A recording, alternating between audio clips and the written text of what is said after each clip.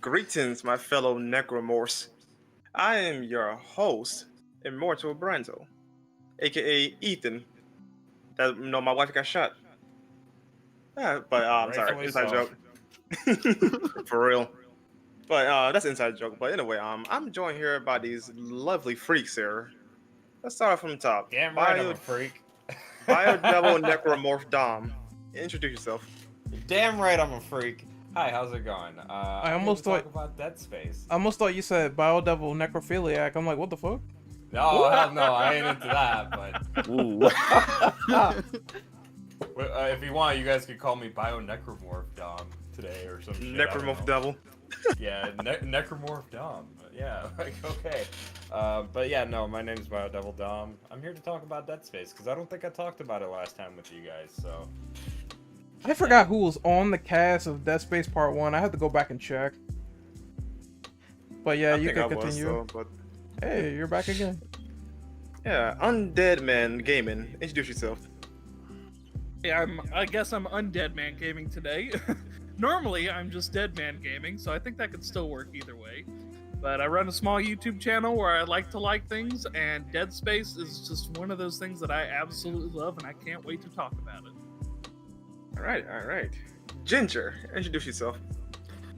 Hey, I'm Ginge. I'm here to talk about Dead Space. I have a YouTube channel where I play a lot of bit of anything, but mainly Resident Evil and Dead Space at the moment. So looking forward to this podcast. All right. And unfortunately, but last, is Operative. Introduce yourself. I fucking hate you, by the way. So, my name is Renegade Operative, and I've been playing a lot of Dead Space 3, Dead Space 2, and Dead Space 1, so I can't wait to get into this podcast. The man's own channel, and you relegate him last. That's cold. He does that on purpose. It's a running joke. I don't know what you're talking about. I'm an innocent bystander here. Running gag bullshit. All right. I will start things off, though. Let's start with number one, of course. What is your first experience with the Dead Space series? Who wanna go first? Take the lead on this one. Go right ahead. My first experience with Dead Space. Now, I don't remember which one of my friends in high school introduced me to it, but that was around the time that I started getting into horror stuff. Actually, I think it was the same friend that introduced me to Resident Evil 4. He gave me this, and he's like, "You liked Resident Evil 4? This is kind of like that, but it's in space." I was like, "Okay, that's fucking cool, so we'll do that." And I played Dead Space. Probably need to change my pants about 5 times while playing it, but I had a blast with it. All right. I could go next. Go right ahead, dude. So I had only recently played Dead Space, like I think a couple of years ago. I think it was on sale, like the Ultimate Edition was on sale for the PS3 version, and then also this was the case for the PC version of Dead Space 2. I think Dead Space 1 was also on sale for PC at the time, but I was recommended to play the PS3 version mostly because it had all the like extra shit you cannot get on PC. Dead Space 2 is kind of a little bit different because you can get all of the like main cosmetics, but there are a few like missing things here and there that was console exclusive, like some cosmetics and the Severed DLC, which kind of continues on a story point from one of the spin-off games. But yeah, I've started playing those games. I really enjoyed it. I thought it was actually really interesting how they could pull off a horror game, especially with like an over-the-shoulder style, and make it work. Because most of the time, like when you go in an over-the-shoulder perspective, like it's very easy to like kind of like think, oh yeah, it's going to be RE4, it's just going to be like heavy non-stop action. And I mean, that kind of is the case, but most of the time you just don't know what the fuck is like right around the corner or what's going to pop up right behind you in Dead Space, and I really love that. I have not finished 3, but I am playing through it. I think I'm about like halfway at this point, so my knowledge on Dead Space 3 is kind of limited, so unfortunately I can't speak on that game too much. Alright, I'm gonna go ahead and go next. For me, it actually comes from the very first game back in 2010, I believe. My friend owned a copy on Xbox. Well, technically it was his stepdad's, but no, we were playing it and whatnot, right? But I had to leave. My friend got through halfway through the game in one sitting, so his dad took away his copy, saying like, "No, you beat games too quickly. You need to slow down." Which is kind of true though, but then again, Dead Space is kind of short though. But fast forward, literally 6 years later, I bought Dead Space 3 Ultimate Edition on PS3. It was on sale. Fortunately, I didn't finish that version though until recently on PC. So yeah, I started with 3. I played 1, and I played 2. Oh, I know it came out in 2008 though, but that's when I played it in 2010, Ren. Okay, I was just making sure. I got to fact check Brandon real quick. Yeah, that's when I played it. All right. But essentially, the games I've beaten was the original trilogy. I have not beaten the side stuff. All right, so I guess I can go next. Alright. Infamously, I got into Dead Space because of the stupid commercial about Dead Space alerting your moms and everything, and it's bad for your children and all that shit. And I saw they had these people where they got their mothers and they played Dead Space 2, I believe. And they were saying how it's a deplorable game, how it shouldn't exist, and Isaac was getting torn apart in the footage, and I was loving Yeah, I every single remember bit that of it. commercial. Dude, it was so I was funny. about to say that's showing your age right there. Yeah. Yeah. It was so funny. So I'm like, as always, controversy makes me curious. So I picked up Dead Space 2 and I ended up loving it. So I retroactively went back and played Dead Space 1. I love that even more because it felt more survival horror-ish compared to like the second one where it's like more of an action game. And I recently started playing Dead Space 3, and honestly, it's not that bad as I remember it to be. I think I was very harsh on the first podcast about it. Now I played it a little bit more, and I'm like, for an action game, it's pretty stellar. Like, the mechanics work and everything. It just feels great on PC. 3 is an amazing game, especially from a technical standpoint. Especially how they handle co-op. Like, I can't think of any other game that handle co-op the way Dead Space 3 did, because you literally have a different game when you play it on co-op. The script is different, the character interaction is different. It's like a character Carver, he's with you, so you get different dialogue and different events. Now, in co-op, you don't get that in story, that you don't get in single player. Yep. So that's why I appreciate it. I don't like the decisions that EA made behind the series, but we're gonna talk about that later on in the podcast. But overall, pretty solid. I started on Dead Space 2. I think within like the first week it came out, so back in 2011.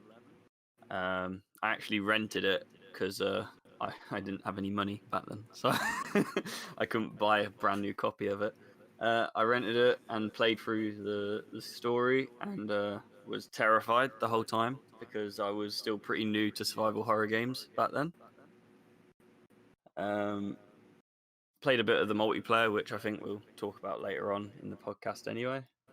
But then, after Dead Space 2, I eventually went back and played the first one and absolutely loved it. And then brought Dead Space 3 on launch, played it again, and I think Ren just said it as well.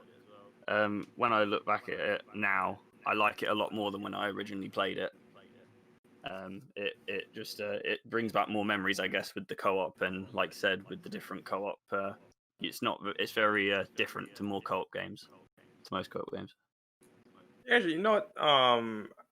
Just slightly sidetrack. I noticed that's a common trend lately with certain games that came out like 10 years ago that were like decisive. I mean, like Resident Evil 6, for example. People didn't like that game like almost at all when that came out, but now people warmed up to it over the years. Yeah. I'm that's another game I'm also the exact same with. A lot of those games I think are kind of more of a slow burn kind of games. Like, you might not like them when you come out or when they come out, but kind of looking at them in hindsight, you're like, okay, you know what? They're not that bad. I mean, they could still use some work, but they're not as bad as they could be. Yeah. Or you just kind of take it as a standalone experience and, say it's like, oh, okay, well, it's kind of good for for what it did. Maybe not exactly what I wanted out of this franchise, but as a standalone experience, it's pretty fun. Yeah. And I think like for what I played out of like Dead Space 3 in particular, like it was not necessarily a bad co-op game. I just think that it was definitely like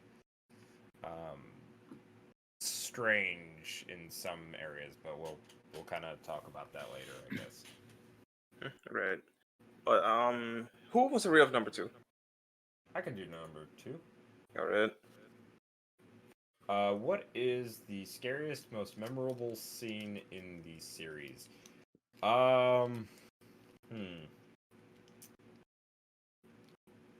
Man, that's actually a really good question. I think like a lot of the scares that I got from Dead Space probably came from 1.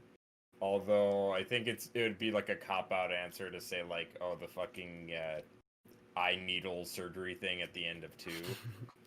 Like that would be kind of a cop-out answer. I think at least. Because like I think everybody would pick that one, but let me think. Why you think? Oh, sorry. in Dead Space 1, there's a part where you see that like deranged doctor, and he's like ready to like sacrifice the dude, and he's got like the fucking like spike, and he's just like jamming that shit in that dude's head. It's like definitely came out of left field, I would say. So that kind of creeped me out. But Trying to think. what about you guys? For me, I thought the whole nursery segment in Dead Space 2 was creepy. Cause you had that woman, you could tell her, blown to bits. yeah, her face was mangled and she was still trying to cradle this alien baby, and I'm like, please don't do it because it explodes, don't, and then it does what it's supposed to do. It Yeah, explodes I the fuck did not out of expect her. that to happen, honestly. Yeah. That was, it's kind of a little bit funny, but it's just super creepy when you get to the nursery.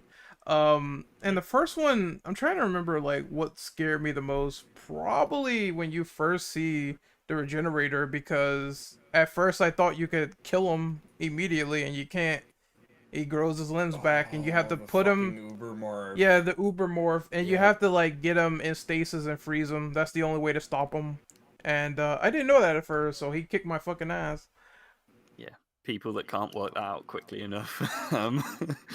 Dude, It that gets thing bad. fucked me up in Dead Space 2. I was playing that on hard mode, and that shit does not let up because you have to run from like point A to point B, and he will not fuck off. It's the worst thing ever, really. Anyone else with scariest moments or memorable scenes? I mean, there's so many, like, in my opinion, there's so many memorable moments for the whole series. Like Dom said, the eye surgery, the eye machine thing is a bit of a cop out, but it is one of the most memorable scenes. Yeah, I mean, it is a cop-out, but if you ask people, that's probably the first thing they're going to say, because you don't see things like that mostly. I mean, you've got some games now, like The Evil Within, that will be more than happy to show you that kind of uncomfortable gore, but, you know, for the time, that was practically unheard of in games. Yeah. And then, like Ren said, the nursery is a very memorable moment, especially for me. That was quite a scary moment, or creepy. But probably most scariest is probably like for me anyway, the first time you encounter necromorphs in the first one. Like when you're running down the corridor, you finally get to the elevator, and the elevator goes to shut, and then the necromorph rips it open. But then the elevator door slams shut and crushes that necromorph. That's like, because there's that moment where you think, I'm not safe.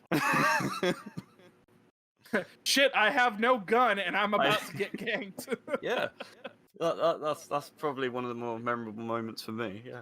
That also kind of happens in the second one, where it's like they're everywhere and you have no room to breathe, and you just have to run to the exit as fast as possible. So I like those intros where it's like you have no gun, you don't know what you're doing, and immediately necromorphs are everywhere. That's what I really like about Dead Space. I think for mine, it would have to be a couple of different things. I'm going to say the first one will be a blanket statement. Any of the moments where people are acting off like they shouldn't. So, like, for example, the nursery scene, like you had said, she's not supposed to be trying to coddle those things, but, the marker makes everybody insane, so that's exactly what she's going to do. Or, the doctor's trying to sacrifice people in the first one. One of them that sticks out to me, and I still swear is the most subtly creepy thing, probably through the whole series, is the part where you round a corner and that guy is just slamming his head on the wall over and over and over and over. Oh That, yeah, I remember that. Kind of just as a blanket statement, any of those parts where people are acting insane and you're like, no, don't do that. You're acting like, you're watching a horror movie, don't do that. And then they're just acting crazy. Those kinds of moments stick out to you. And then the beginning in both of them, I think, yes, the eyeball sequence. Whoa. Did I lose you guys? What the hell? What happened? Did- That man, you there? That was weird. That was Discord. Well, Deadman's actually dead. So, Yeah, sorry for the inconvenience. That was Discord. That man kind of died in the middle of a sentence. well, I don't know he's if not. he hears us though. Someone tell man, him in chat. If you've been held hostage, type 2. Type 2. Oh, he disconnected. Okay. That- Well, I guess I'll name off a honorable mention real quick. I just thought like people that were crazy like Strauss. I thought that was awesome. Also, the guy in the beginning of 2 where he like sort of, it implies that he stabs Isaac, but he really cuts him out of the straitjacket, and then he kills himself. I was like, holy shit, dude, that's crazy. You know what? There was I think it was like a nurse or a doctor in the first game that kills herself the same way too. She's like behind a glass like tube or whatever, and she's like just cutting up this like dead guy, and or I think she was like torturing him before she like killed him, and then like she sees Isaac and immediately just slits her throat in front of the glass or whatever. Yeah, the crazy people or the effects of the red marker, deranging the mind is fucking insanity. And I don't know if it's a question in the document, but the movies kind of touched on that as well, which I really liked. Just showing that this is really mentally affecting people, and they are slowly but surely turning to the alien species, which is the necromorph. So I also like when that guy transformed in the beginning as well in front of you, because it's so vivid and visceral at the same time. But I don't know if Deadman is back or not. Oh, he's typing. Dead dog, you there? Tech issues. Dead dog. Alright, All right. well, I guess we can just move on until he's situated though. But Operative, can you read off number 3? Yeah, sure. Hold on. Which setting did you like the best? Ishimura, the Sprawl, or Tau Volantis? I am gonna go real quick because my answer is simple. Just Ishimura. It's iconic. It's the first ship that you are on in Dead Space. I don't think it ever gets old for me, even when you go back and revisit it in Dead Space 2. Because that iconic scene comes back later in the game, I believe, and you can investigate that. So I just think Ishimura has the best atmosphere. PTSD moments. Yeah. I gotta agree with Ren on this one. Ishimura is probably my favorite. There's some actually locales in Dead Space 3 that I really like. Like Tau, Vol, whatever. Sorry, name splits me. Like the planet itself is really cool, but I enjoy some of the ship moments even more before you get to the planet. But I gotta say, Ishimura is probably still number 1, especially when you revisit it in 2. Like seeing how everything is after the fact is really damn cool. Especially since the ship is still around. Like how. Okay, so like I like the Ishimura, but I like it kind of for the same reason that I like the Spencer estate in Resident Evil 1, where it's just kind of like this old like place that you have to explore through and like find out what the fuck is going on in. But also partially because it just is a huge fucking reference to Event Horizon. There's just a lot of locales within the actual Ishimura that are just like straight out of that movie. But I also do like some of the areas from Dead Space 3 from what I played so far. Like when you're out in space and you're going through like the destroyed like spacecraft carriers or whatever that were just like kind of left behind from like this old war that's already like happened and done with. That's pretty cool because you can see like a bunch of these spaceships that kind of match up with the technology that's in Isaac's time, but also some shit that's like maybe a little bit more dated and before his time. So I thought that was kind of cool. I like all three areas. They're all amazing, but and I do agree. The Ishimura has a lot of like nostalgia. It is just so you can never like. I never get bored of it, like everyone said. But the sprawl is probably my favorite. Just because you're like, when you get to the Ishimura, everything's already happened. You know, you've missed the outbreak, and it's just like you're now stuck there trying to escape, which is still amazing and still a great game. But the sprawl, you literally there like from when it's starting, and it's just everyone running around, the chaos. And then you also do get the chapter where you're back on the Ishimura, where it's been brought in, looked at, and like analyzed and stuff, and that's also your nostalgia area as well. And so the sprawl's probably my best area. All right. First off, can everybody hear me? Yes, Yep. we can. He's back to undead. Okay, sorry about the tech issues. So to finish up my last point, I was going to say it might be because I had to play the beginning so many times of Dead Space 2 because of hardcore. But that to me is one of the most the moments that sticks out the most is having what's his name, Franco, get you free, and then he just turns right in front of you, and then you got to book it while your arms are strapped to your chest.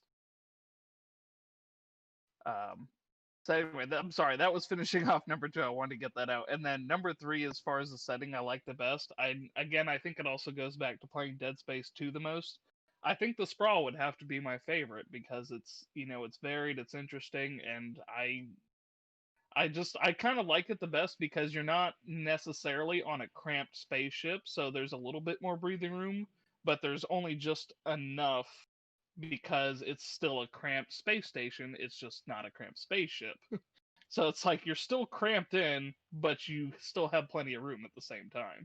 I mean, it's multi-level type space because you're not going like I think you at a mall at one point, and you went down to like some bunkers and stuff. Like it's such a varied locale. And I think that's why I like it too, because the Ishimura, it's got some places that are different, but after a while, it does all start to kind of feel the same. Whereas in the sprawl, even if it all does look the same at one point, it's still varied enough. Like, you got the nursery that still looks like it's part of the sprawl, but it's still wildly different looking than everywhere else. And then you've also got the part where you go through the Church of Altman, too. I think with Dead Space 2, that game has the advantage of having a wider color palette, because like Dead Space 1 it's like just a bunch of like oranges and browns, and like I harp on like Devil May Cry 2 for having such a like bland color palette because it's like mostly like browns, right? Whereas like Dead Space 1 looks good for what it is because most of that is supposed to look that way. It's intentional. It's supposed to look like this old rusty like brown and like shitty looking ship, because it's an old ship. On top of any reds that you would see from like the blood. Whereas when you go to Dead Space 2, like everything is newer, from your suit to the actual location in the game, all the like buildings you're going into, all of that is just new. So I think they wanted to kind of like reflect that with the colors as well, as that everything is just more vibrant and saturated in a good way too, of course. Right. And that's actually also reflected in the gameplay too, which, yes, you can also say that Dead Space was, well, not the first game that Visceral did, but it's the first game that they did in the Dead Space series. So it's a little clunky, whereas in Dead Space 2, everything's a little bit more refined. You can also see that in a story way, too. Like, yeah, the first time around, Isaac didn't know what he was doing. But at this point, even if he's, been in a, not really a coma, but he's basically doesn't remember the last couple of years. He still kind of has that muscle memory and he knows what he's doing, and that translates to smoother gameplay too. Which Dead Space just kind of had that. It was Dead Space, but it was more polished, and it did have that advantage over it. My little beef with 1 really is just the control schemes, because they changed it up in for 2, Yeah. and then reuse it again in 3. So imagine me though, like I started technically my game to completion was 3, then 2, and then going back to 1. It felt foreign to me. Yeah, I bet. I mean, I started off playing the first Dead Space this go around. I haven't got to get to 2 or 3 yet, but I still started with the first one, and even just my muscle memory from 2 is there, but my muscle memory from 1 isn't really there because 1's controls were kind of wonky. I mean, you had to, which is Press X. Resident Evil, so you had to aim to reload, but you also had your buttons kind of mapped out weird too, and it's another downside for consoles is you can't change your keybind, so you're kind of stuck with the crappy controls. This sidetracking a little bit again. It reminds me of like Devil May Cry actually. The first game had a ass backwards control scheme in the final release, and then the sequels kind of just refined it because the second game had a much better control scheme, and they continued that from later down the line. So it's like it's just so weird and baffling going back to like say the first game if it had different control scheme, and then going to the sequels and it had superior control schemes. Like the one time I wish where you had your own options to change up your stuff. Like custom controls is a must for some games, and Dead Space is definitely one of them. Oh yeah. Also too, like Dead Space 2 and 3 got rid of. Well, they didn't get rid of. They just kind of hid this behind the options. They have you start off with a reticle, and some people actually don't even know that you can change it in the options to have it be the traditional lasers from Dead Space 1. I don't remember that at all. Huh. Yeah, they hide that. They hide that in the options. So like they don't tell you this, but like if you go straight into your options, there's like a dedicated option for the reticle. It's like I think the first one is reticle, which is like the default, and then the other one is it just says classic, and classic just switches it to that like typical Dead Space 1 type of laser. Which that's how I play all the Dead Space games. I can't stand the reticle personally. Yeah, oh, yeah. I think it was center and plastic. Yeah, I mean it's part of Dead Space, and it goes back to having the minimal HUD with Dead Space. Having the lasers point your gun is just part of the aesthetic of it too. I also like how the laser reticule sort of goes horizontal and vertical. I always thought that was really nice. Oh, yeah. You mean with like the rotation on the plasma cutter? Plasma cutter, yeah. Yep. Yeah, you can technically do that with the line gun too in Dead Space 3, which I thought was kind of cool. Yep. Also, most get the rotator mod. Isn't it like most guns in 2 they have alternate fire? I'm not sure about the first one, but yes. Yeah, every that's what Dead Space does. Okay. Yeah, Dead Space 1 and 2 has it where it's an alternate firing option. They changed some of the ones in 2 because some of the ones in 1 were kind of ass. And then in Dead Space 3, they get rid of instead of having 4 weapons, they get rid of 2 of them, and you make your own custom alternate firing option for all of your guns that you use. Okay. Essentially, you have 2 guns, but those 2 guns could have 4 options, 2 options in them. So technically, you have 4 guns. So like, for one of my guns, I have an assault rifle and a force gun attached to it. Nice. I was about to say, prepare for a line gun and a force gun combination. I tried that combination though. It is wonky. So good. Mm-hmm. Oh, my personal favorite gun customization though is the revolver and the standard gun. The name escapes me. I apologize. The one you always get in every Dead Space game. Yes, thank you, Plasma Cutter. Yeah, that's my main setup because of how strong it is. But I guess we can move on to number 4. Hold on, was this question about weapons? No, we just kind of sidetracked a little bit. got off on a tangent. Yeah. Oh, is that in the document, by bad. the way? Yeah, there No. is. Yeah, it's number 5. Okay, all right. I can save mine for that then. All right. So on number 4, which necromorph design was the best / scariest for you? Okay, for me personally, all of them ugly as shit. So it did the job. I don't. They did the job. Yeah, so I don't have a personal favorite though, but the one that stood out to me the most was actually in Dead Space 3. It's an unkillable monster for your normal guns, so you have to actually run away from it. I'm not sure if you made it there, though, but I forgot what the name of it is called, though, but it's a very, very strong monster that if you shoot it down, it will only stun it, not kill it. Is it the bully or the hunter or something like It might as well be a bully. that? I genuinely think it's called that. Yeah, that one stood out to me the most. Fuck, I think I might know what it is, but it could be spoiler, so I'm not gonna say anything. I mean, there is so many different designs. My favorite, well, no, the one that scares me the most is probably the divider, the one that runs around in like a lab coat. That when you shoot it, it like splits off like into little. Oh yeah. That creeps me out.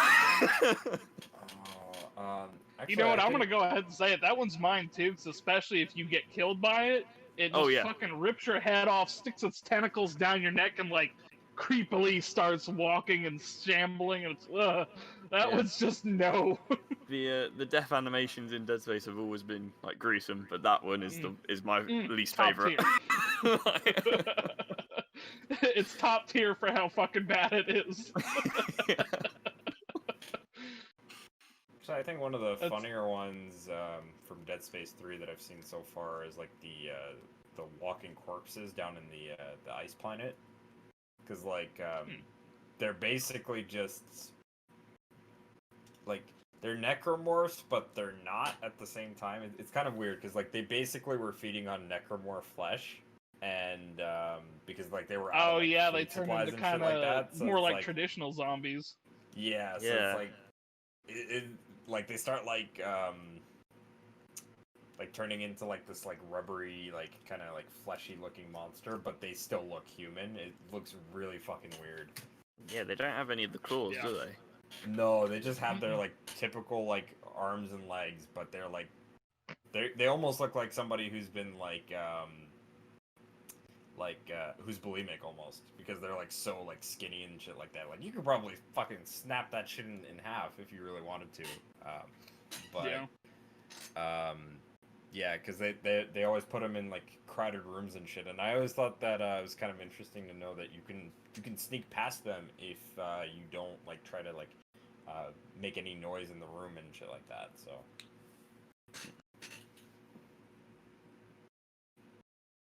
Anyone else want to go on this?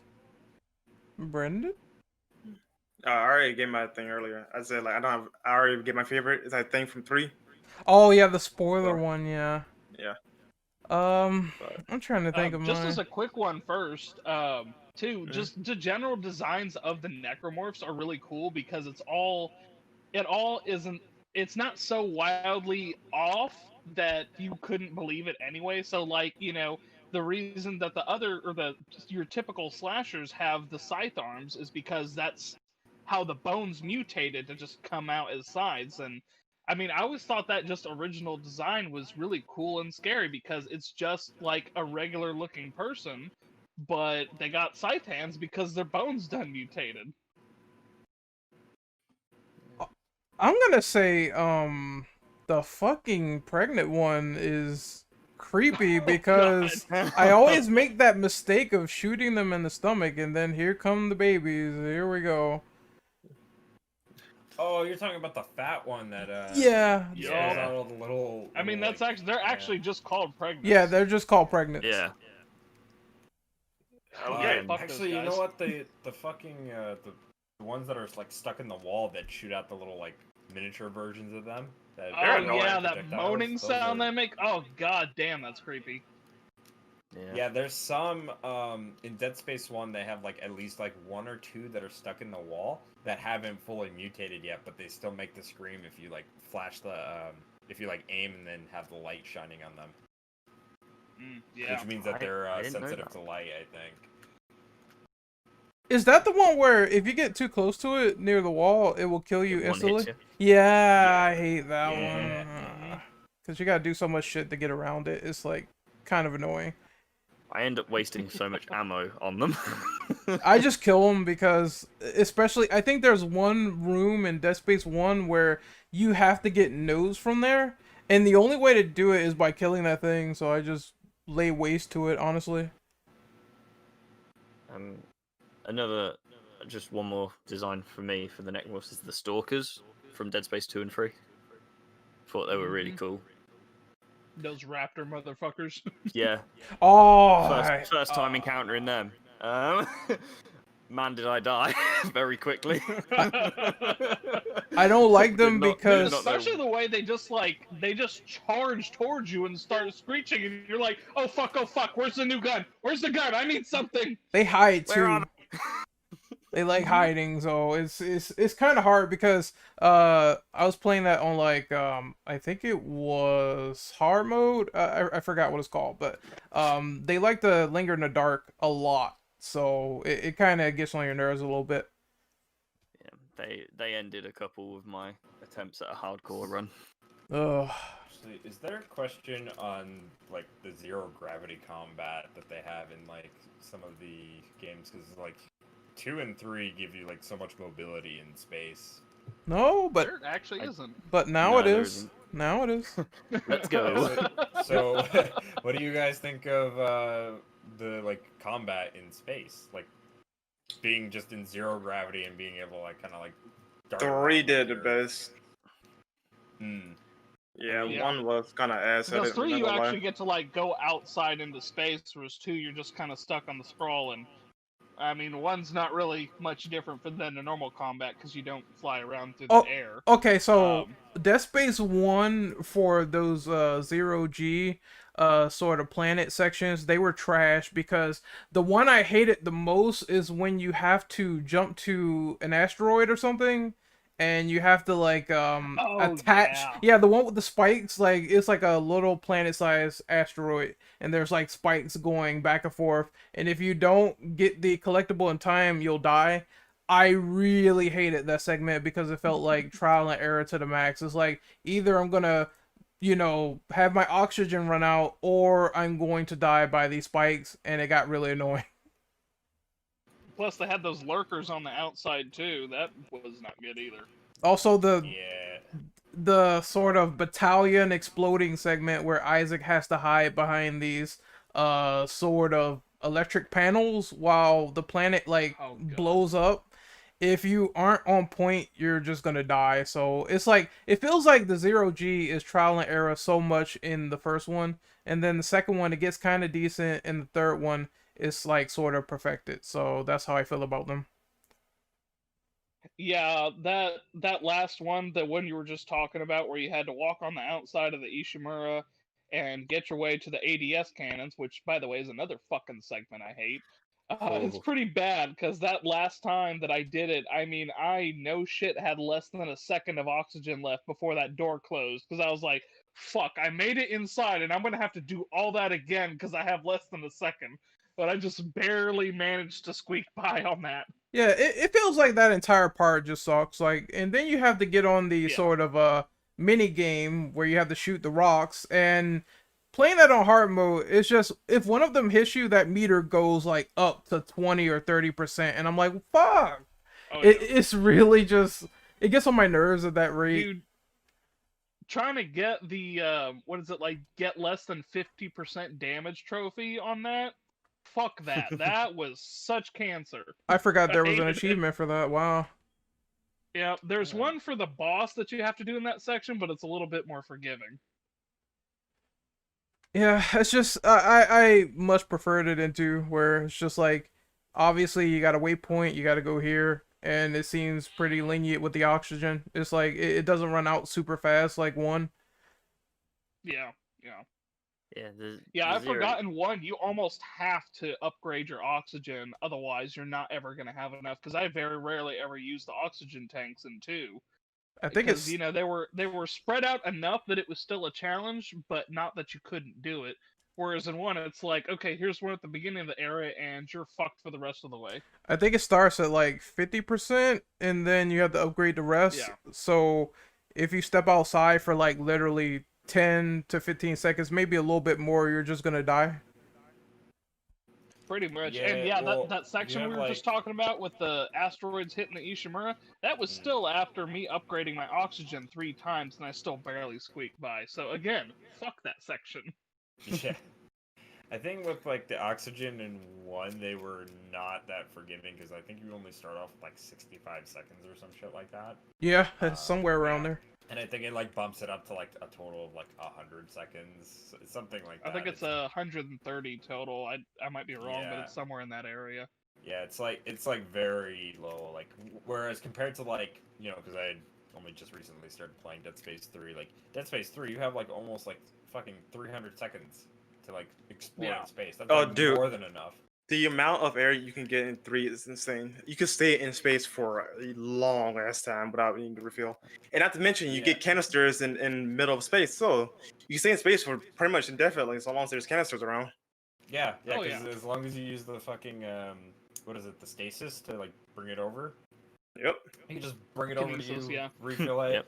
Your friend could just hang out for like a few seconds until that like goes green again, and then he could use it, and it's like, yeah, there's like no need to ever upgrade like your oxygen in 3. Even in Oh, I 2, you can- recommend upgrading it because it's so worth it.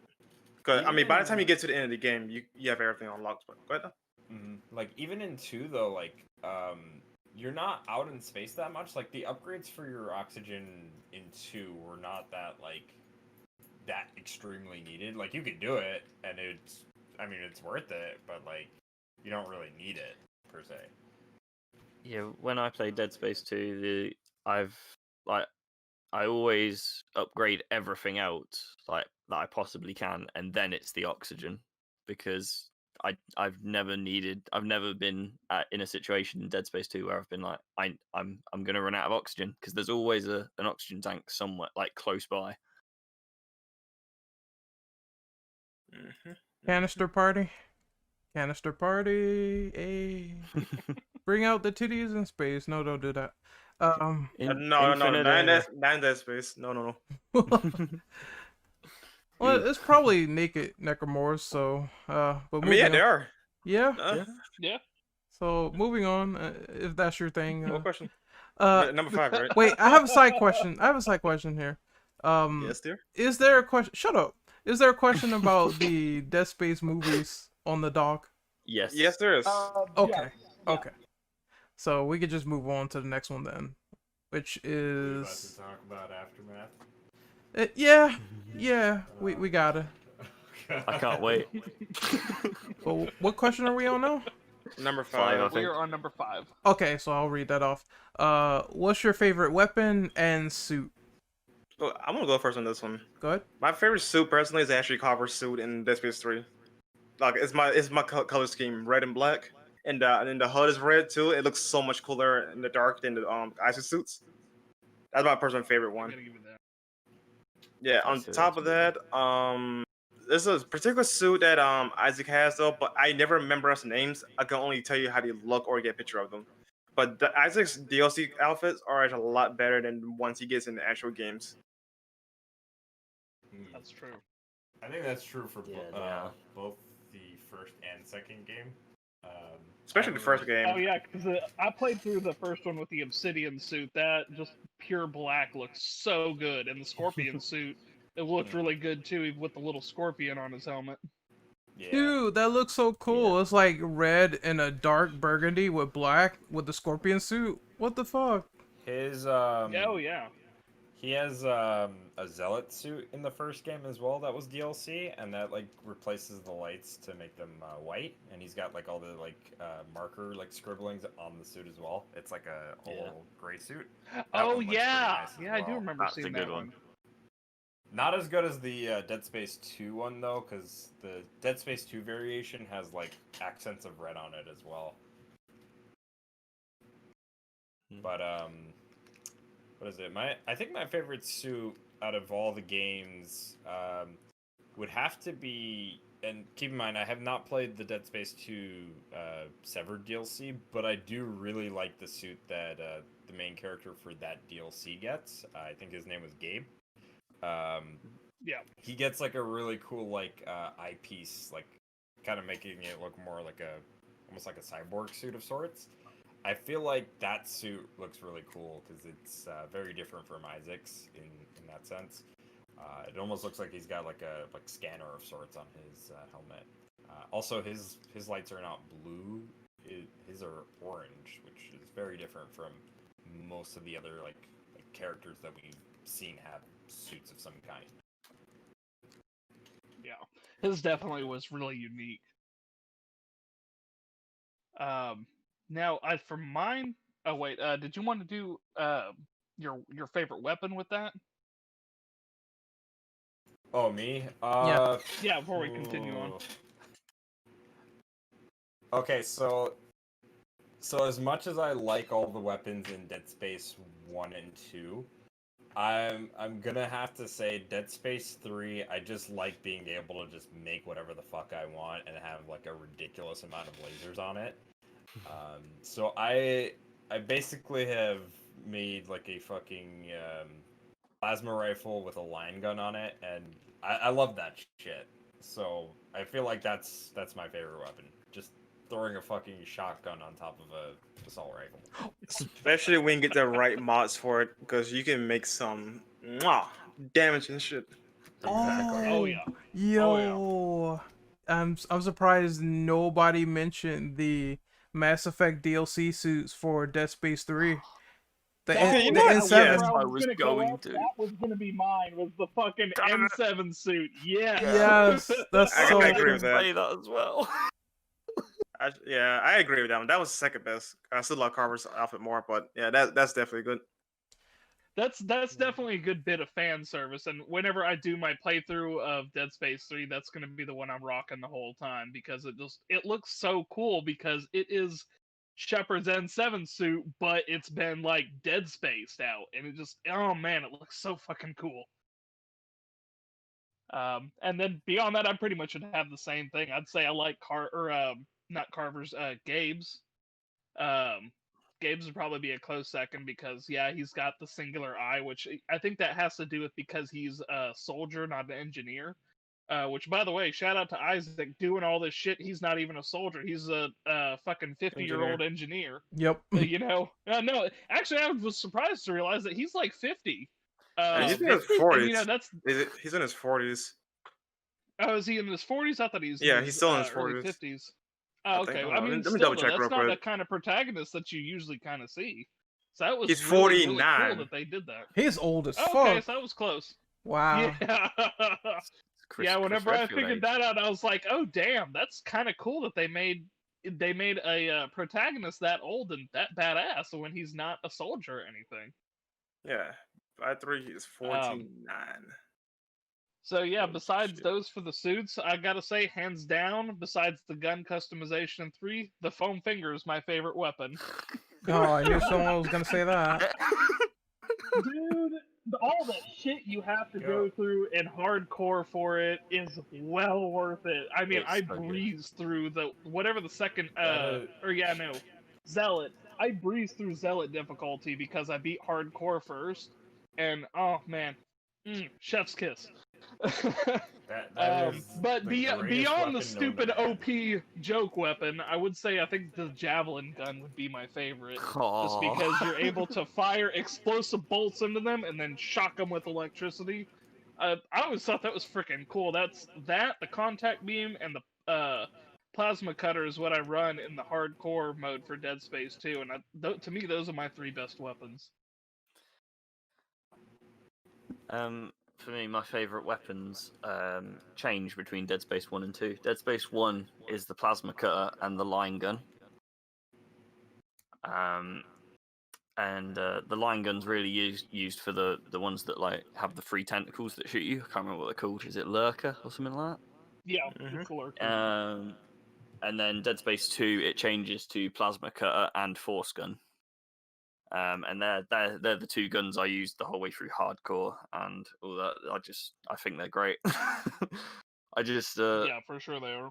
The force gun is just such a like saving grace like gun. Like if you ever feel like you're getting overwhelmed, just switch to it and just you're safe. Like Oh yeah, force gun is a good oh shit gun. yeah, it's a panic gun definitely.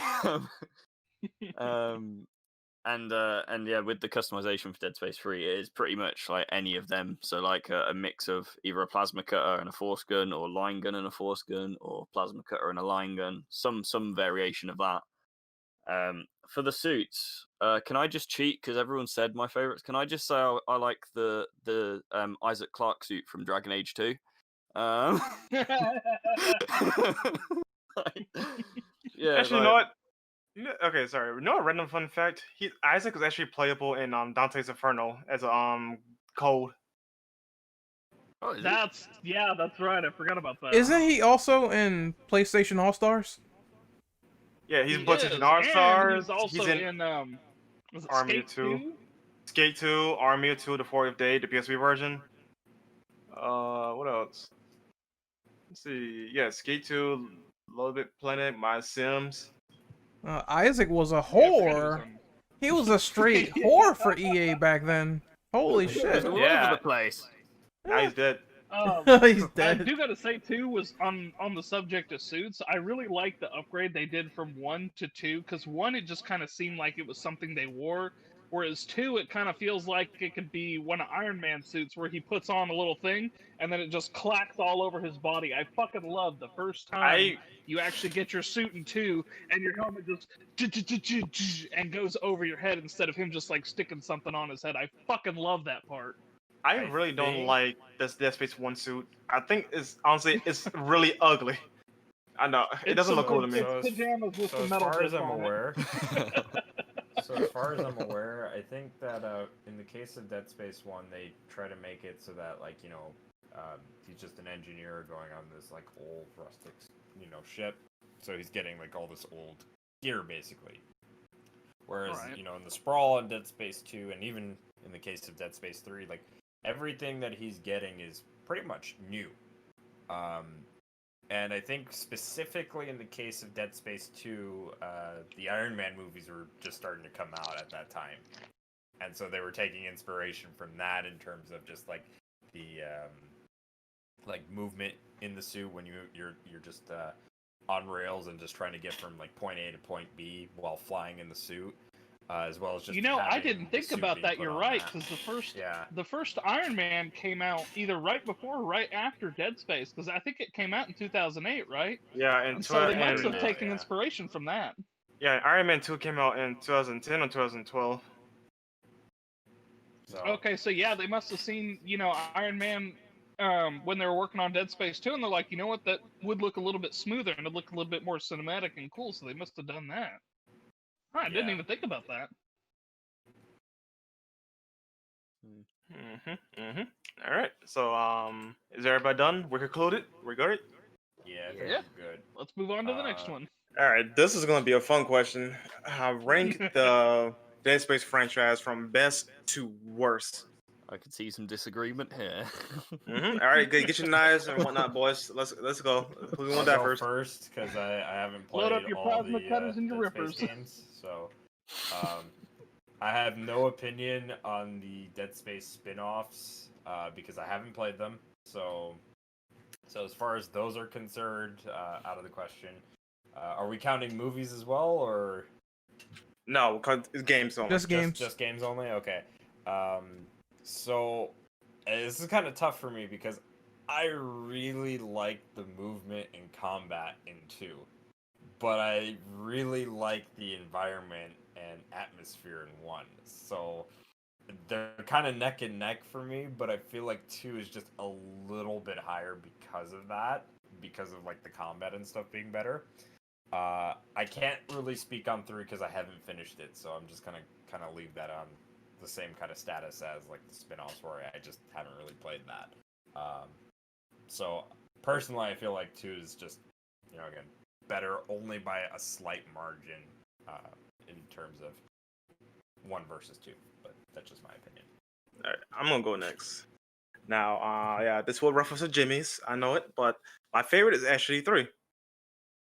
Here's why, though. Like, from a general improvement, like gameplay wise, it's a much bigger improvement from 2 to from 1 to 2, 2 to 3. Top of that, I love the co-op aspect of it, on how it changes the game. On like so many levels, like I mentioned before, like the dialogue, character placement, you name it, like it's a different experience. As I mentioned, you actually get more narrative because there's some segments where you can only do it in co-op. Yeah. And top of that, no, I just love the gun customization. Like the gun customization is so addicting. Like you could do so many combinations and modify it the way you want to. Like that right there just trumps it all for me. Second place would be honestly Dead Space 2. Now I do agree with Dom though. I prefer like the environments in 1 like Ishimura because it definitely felt more creepy, air quotes. But overall, just 2 is just a better made game. On top of that, you have voice acting, so that gave Isaac more character. Like I actually felt more no, what's the word I'm looking for? Connected to the character. Yeah, I was about to say Kraven's connected. Yeah, connected. Yes. Yeah, I felt more connected to the characters and in the world, thanks to the character actually speaking rather than interpreting it myself. Like, come on, like that gets kind of boring when, or just I lose interest in the game where the character doesn't talk as much as they should, because RPGs are guilty of it. But so yeah, like Dead Space 2, number 2 on my list. Now number 3 is going to be interesting. I like Dead Space 1, but I do not like the controls, mainly the control scheme. But I do like the on rails game. Was it Ignition? Was it, or is it Extraction? I get confused because I do apologize for that. But yeah, I do like Extraction a lot though. It's definitely a fun on rails game. It's up there with like Resident Evil, Umbrella Chronicles for me. So I might rank that number 3, and then Dead Space 1 number 4. Number 5 could be Dead Space Mobile. I'm not sure if you guys played that. I forgot about that. Yeah, I've completely forgot about that as well. I only know about it because what's his face? Avalanche Reviews just talked about it in his Dead Space retrospective. And I didn't even know that it was a thing until then. So yeah, because they locked it behind one platform, like one OS thing. So in other words, it had no life. Only. It had no life whatsoever, and you cannot get the game anymore either. So that game is literally lost in history unless you can find a way to emulate it or something. Whatever way you get it. You can emulate it, but as far as it currently stands, it crashes if you try to run it. So. Yeah, so that game is lost in history. Like, there's no way to play it. Yeah, as it currently stands. And last but not least, Ignition. That game is a piece of shit. I don't know why that game was made. I wish it was never made. It should have existed. A puzzle game? Really? What the fuck is this? Like, get the shit out of here. Well, damn, tell us how you really feel. Is that game even canon? Yes. Yes, yeah. It's. I tried to do some research on it for my channel. I wanted to see which path was the most canon, and it's kind of up in the air. But it kind of seems like there's 1 or 2 paths that seem to be more canon than the others. But it's kind of hard to pin down a proper answer. So yes and no. I think the only part that's really, really, really canon would be the very end when he frees Isaac. That would be pretty much it.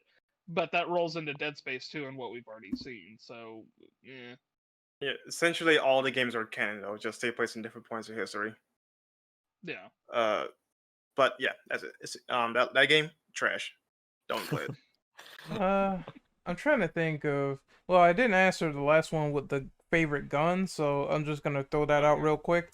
Favorite gun, Ripper. Just rip shit up. Oh, It's fantastic. It's just shoot the blaze and cut them in half. It's the best thing in the world. As for this question, Can't go wrong with shooting saw blades. yep. As for this question, I would say Dead Space 2 is top because I feel like it just got mostly everything right. I know people will say, well, it's an action game now, but I really dug it. Like, it got the controls better, mechanics are better, the stomp is better. And I like when Isaac swears when he stomps people out. That's the funniest thing in the world to hear him say motherfucker when he does that. Die! Fucking Piece of die! shit! Fucking die! That's what he says like every fucking time. I Yeah. love it. It's the greatest thing ever, dude. But yeah, 2 got mostly all the aesthetics right, and the fact that Isaac talks, like Brandon said, it entered a new level of connectivity to the character, which was not in the first one because he's a mute. I will say Dead Space 3 is my second favorite because going back to that game, I gave it a hard time last time. I'm like, this is bad, trash, etc. Then I played it on PC and I'm like, you know what? This is age with time. It's the same feeling with RE6. Like, once it gets a little wine in there, you know, and you get drunk and everything, it's really good. And the last one, I'm just ranking like the main 3. The last one would be the first one. I'm not saying it's a bad game from an aesthetic point of view because it is really the best atmosphere of the main 3. The problem is the gameplay mechanics have not aged well from 2008. You got a silly ass stomp that barely works. I noticed in that game they have a habit of more enemies sneaking behind you in hard mode. So you end up taking unnecessary hits for not seeing anything in your point of view, which really sucks in that game. And it felt like it's just their first attempt at doing a game like this, as opposed to 2 or 3 where they actually refined the level design. So I would say Dead Space 1 is my last in terms of gameplay mechanics solely. And that's it. For me, the best is Dead Space 2. Like some people have said, it's just Dead Space 1 but refined, like better controls. They've just made it, improved on it, and made the character more just connected. You like he swears all the time, which is a understandable reaction. And then yeah, and then second for me would probably be the first one. Just all the nostalgia, where it all began, and just seeing how it all started for Isaac, which sadly means the worst one for me is the third. Well, no, is the third one, but it's still not a bad game. Like putting it third doesn't make it mean I don't like it any more than like the first one or something like that. It's just sadly it's there. Also I played Ignition, and yeah, that is the worst one. I don't understand it is just puzzles. But it is nice that if you beat the game, like if you complete the whole game, like you unlock extra rooms in Dead Space 2 if you link your save datas and stuff, which is a nice little like incentive, I guess, because you get extra loot and extra items, and when you're playing it, and it helps out on harder difficulties. Sadly, it's a console exclusive thing, though. Yeah. Yeah, that's unfortunate with Dead Space. Like the PC side gets cucked over so badly unless you're 3. Yeah, I feel like that's more so the worst with Dead Space 1, though, because like Dead Space 1 has nothing. It's very bare bones. Whereas Dead Space 2, at least you get some of the content that was going to be at one point console exclusive. Yeah, that's part of the reason why I didn't want to bother playing more on PC, because there's nothing else there. Like I know, like I should be judging it based on the content it has, but come on, like, how come the consoles have everything? Especially if you play it like on, on PlayStation, right? Because you can play all the games on PS3. Not all of the games on Xbox 2 except for one game though. But essentially, you can play all the games on one platform, and you have all the content. Whereas on PC, you only have 3 of the games, right? And only one has practically all the content, and the other has some of the content, and another has none of it. Like The only thing I will say with, like, especially in the case of, like, Dead Space 1, I can't really speak on this for Dead Space 2, but at least with Dead Space 1 on PC, you could run it at a higher frame rate, which is very nice because I was playing that at 30 FPS on console, and it was just a very smooth experience. So, like, I guess what I'm trying to say is, like, if EA wants to pull their heads out of their ass and maybe do, like, a remastered trilogy for, like, PS5 and Series X, and maybe even for PC with, like, RTX support and shit like that, I would definitely buy it. Yes, please. the unfortunate problem is, the unfortunate problem is with Dead Space is that the games do not run the best. They gotta definitely tweak some things because playing the game at a higher frame rate could also break the game. Because God knows how many times I've messed up the game when I'm just playing at a higher frame rate. I was able to play it just fine at 124. It's fun experience though. Just they need to tweak it where it's not the environments are glitching out, especially in the first game. Because I have things that are just moving in place for no reason, and every time I move, it moves with it.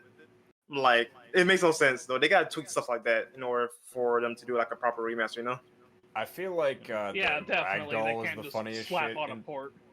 The ragdoll in the first game is the funniest shit on PC because if you have your shit up to like 144 frames per second or even higher, if you have a monitor and a graphics card that could do that, you know, the ragdoll goes like fucking insane. If it gets clipped on a door, all you hear is like, like just, yeah, that's just too. Does that on the console. Like it gets louder on PC. That's what makes it funnier. So. Yeah, it follows you too, man. Like I think I have footage on my computer of me playing Dead Space 1 because I was with some other mutuals, and yeah, we were all just laughing at how broken the fixes are. I think my ranking on them, I mean, it'd be pretty much the same as most everybody. I'd say 2 is the best, I think, in my opinion, just because it's more refined, and again, I spent the most time with that one, so I think I got kind of the most attached to it. But also, you know, it's definitely polished and refined. I like how much they improved from the first one. And I like the atmosphere and everything. Probably the best with it. I'd have to put 3 directly behind it just because of pretty much what everybody else has said too. You know, you've got the co-op, which can radically change the story. You know, not the end point or anything, but the characterization of everybody in between. The co-op was good, and they took all the stuff that they had improved on in Dead Space 2, and they polished it even further into 3. Dead Space 1 unfortunately gets put behind those 2 because playing it over a decade later, it's a chunky boy and it's not very smooth. And then beyond that, I'd probably just have to put Extraction because, you know, it's an on-rail shooter. It's not bad. It's not overly good, but it's not overly bad. It's a pretty decent Dead Space story. It's a nice prequel, and like I said, you get, like I think it was Dom said earlier, you got to see more of Carver, or I'm sorry, not Carver, Gabe, and some more of his story. Because you know, if you had just played 2, you're just kind of like, okay, who's Gabe? He just kind of came out of nowhere because the DLC and Extraction came out around the same time, and well, I don't think Ignition is as bad as you guys do. It is the one that's removed the most from the series. That's kind of like, it was a fun little game. Which, thinking back on it, they actually had a lot of those kind of smaller games of bigger franchises back around that time. Like you also had your Dead Rising Case Zeros and things kind of like that. But it was the most far removed. I mean, the story was kind of neat, and the comic book style of how it played out was cool. But like, the puzzles kind of don't fit with the rest of the story, so it's just kind of weird. I just know that for what is it? Extraction is the one, the rail shooter, right? Yeah, Extraction's a rail shooter. Which that also, I one, as think far playing as that with a controller is bad. I think that's one of those where you need to play it with Yeah. motion controllers. Because I played it with my PlayStation 3 controller. I kept getting pissed at it. I'm just like, I need a move controller to play this. So with that one in particular, I just know that it's like it's basically Dead Space 0 because it's the story that takes place before Isaac gets on to the Ishimura and shit like that. And then then they have the DLC for 2, which kind of continues that story, and it's it's interesting how they kind of left that shit out for other platforms as well. I think for Extraction in particular, though, to kind of help people that wanted to play that, at least on the PlayStation side of things, there are some copies of Dead Space 2 that have Extraction on the disc, and then there are some copies that don't have the game on the disc but have the demo for that game on the disc. It might have been like post-release editions, because I think my friend had the one with the game on the disc. Yeah, I think this was like a time when there were some games where they did that. Like I know Assassin's Creed Revelations did that, where like there are certain editions of that game. It came with the first game already on the disc.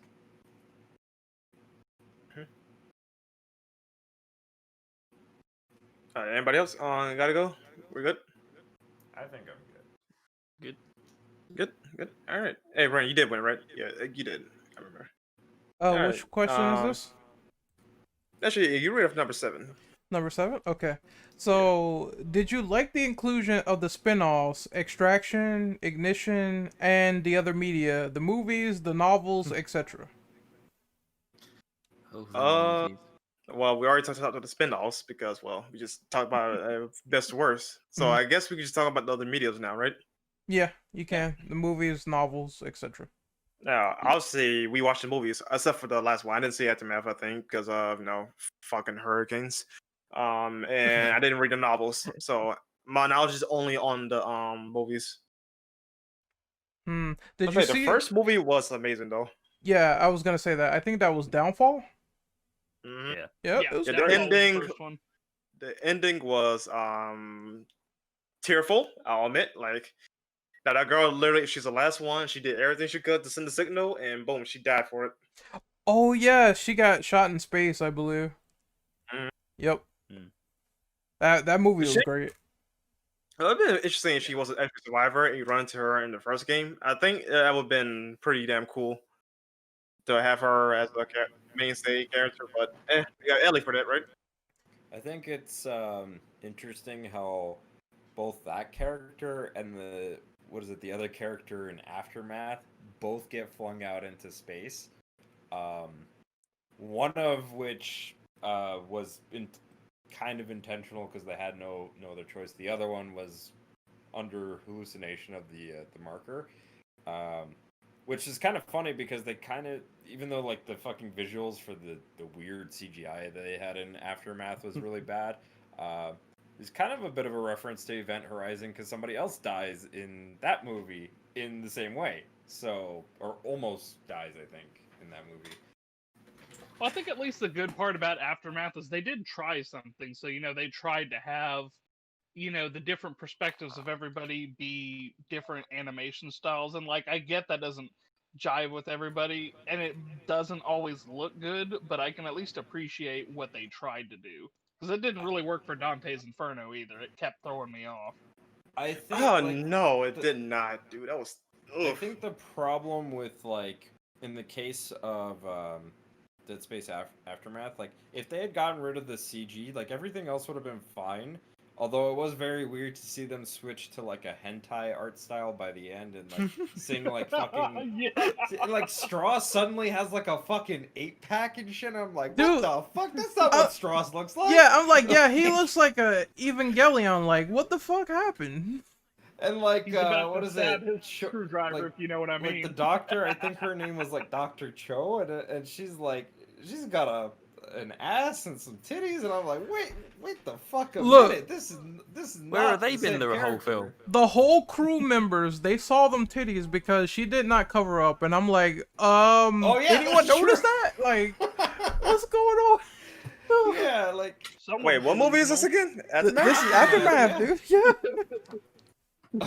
I need to do some research. we Yeah, recently like- just watched that. Yeah, like Dude, that movie's hilarious. I think we just died laughing with the 3D black guy getting shot into space, and he's like T-posing.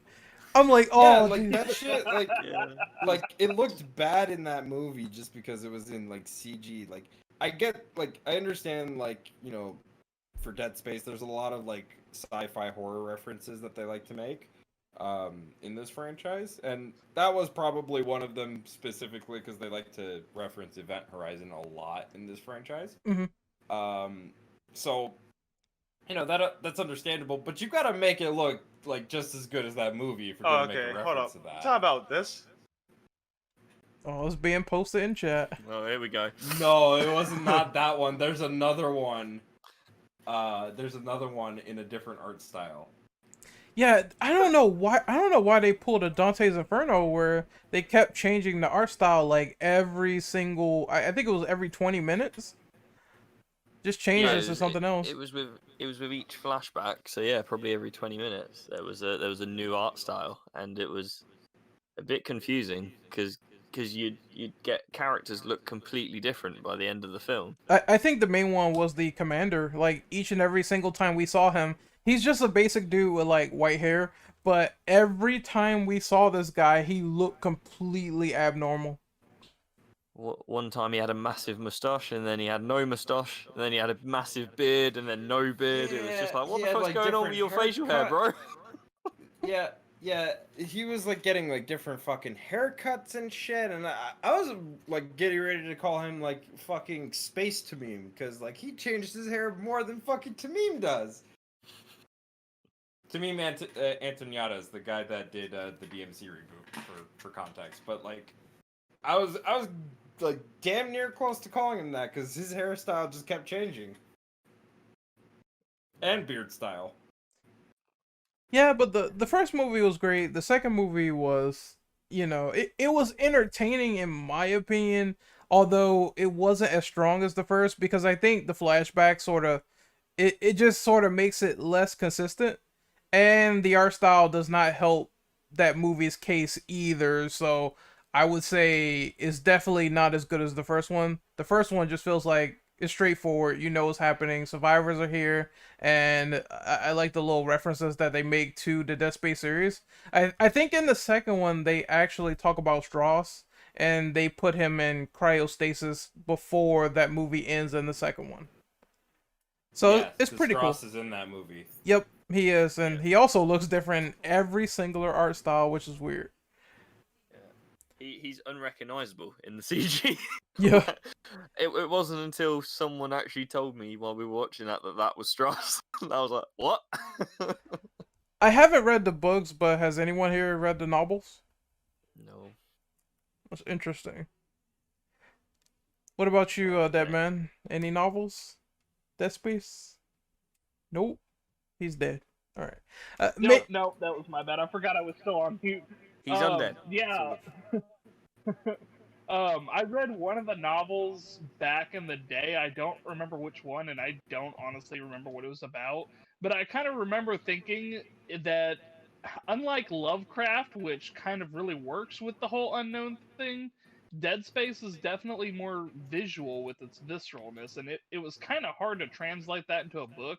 I mean, it wasn't bad by any means. I just think it ended up being one of those things where I just would have preferred to play the game or watch one of the movies. Just have a picture showing you what it looked like. Yeah. Yeah. Yeah, if they had included some pictures in there, it might have been alright. I think there might have been a Dead Space comic series. There was Yeah, actually. there was, Yeah, 'cause there I think is. that's There what was. Ignition's art style was based off of. Oh, okay. I read the first Dead Space comic, and it's actually not that bad. It captures the atmosphere of Dead Space pretty well. It's just mostly survivors getting infected, and they don't know what the fuck's going on before the events of the first one. So, if you're into that, if you're into more prequel lore, I would suggest picking it up, or maybe doing what I do and reading it online through your heart means. If you don't want to find a expensive graphic novel, Yeah, sail the 7 seas. Sail the 7 seas. But yeah, it from what I read is pretty good. The only problem with the comic is that the first issue, I think the first few, that art style is pretty weird. Like, you're gonna see triangle people for a minute. Like, I'm talking triangle people. I'm talking Spider-Man PS4 boat people. Like, some of their faces are weird, dude. Oh god. Spider-Man PS4 boat people. They're a whole race now, I guess. Yes, they are.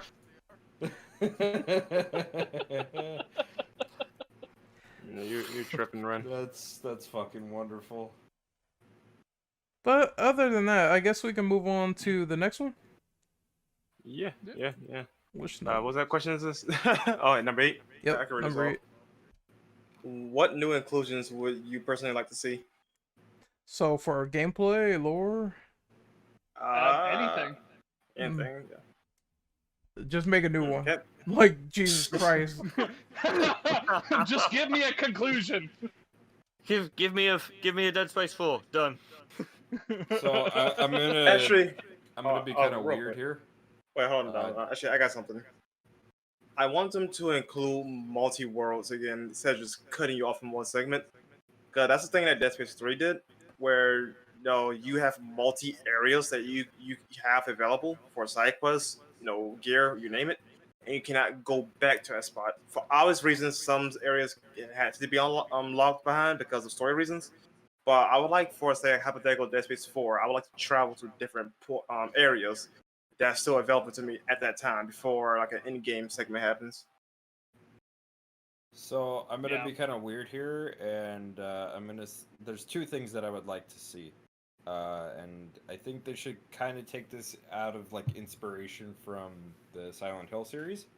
The first thing being that I feel as though I would like to see some not stupidly ridiculous ultra riddle puzzles from Silent Hill, but definitely some puzzles that are Silent Hill-esque, where you do have to kind of think about them in the context of that lore and universe of Dead Space. The other thing would be I would like to see some more melee weapons, because we kind of see that shit happen in the movies where characters grab things that are more melee based, but we don't really get the chance to do that in the games per se. All we get is the stomp, as far as melee options are concerned. Well, the stomp and the punch, but we don't really get plasma swords and shit like that. Well, I mean, you kind of get a little inkling of that in 3. If you attach the hammer mod to it. You But actually in get general a sense, I plasma see what sword. you mean. You can Oh, actually do get a you? plasma sword in 3 by attaching it. I forgot what the belty is called. But yeah, that does take up ammo. But yeah, that's literally your cutting weapon. Oh, That's a well, melee nice. weapon. more of that shit would be cool though. Just seeing Yeah. Yeah, different shit like that, where it's maybe not necessarily dedicated to just a gun mod per se.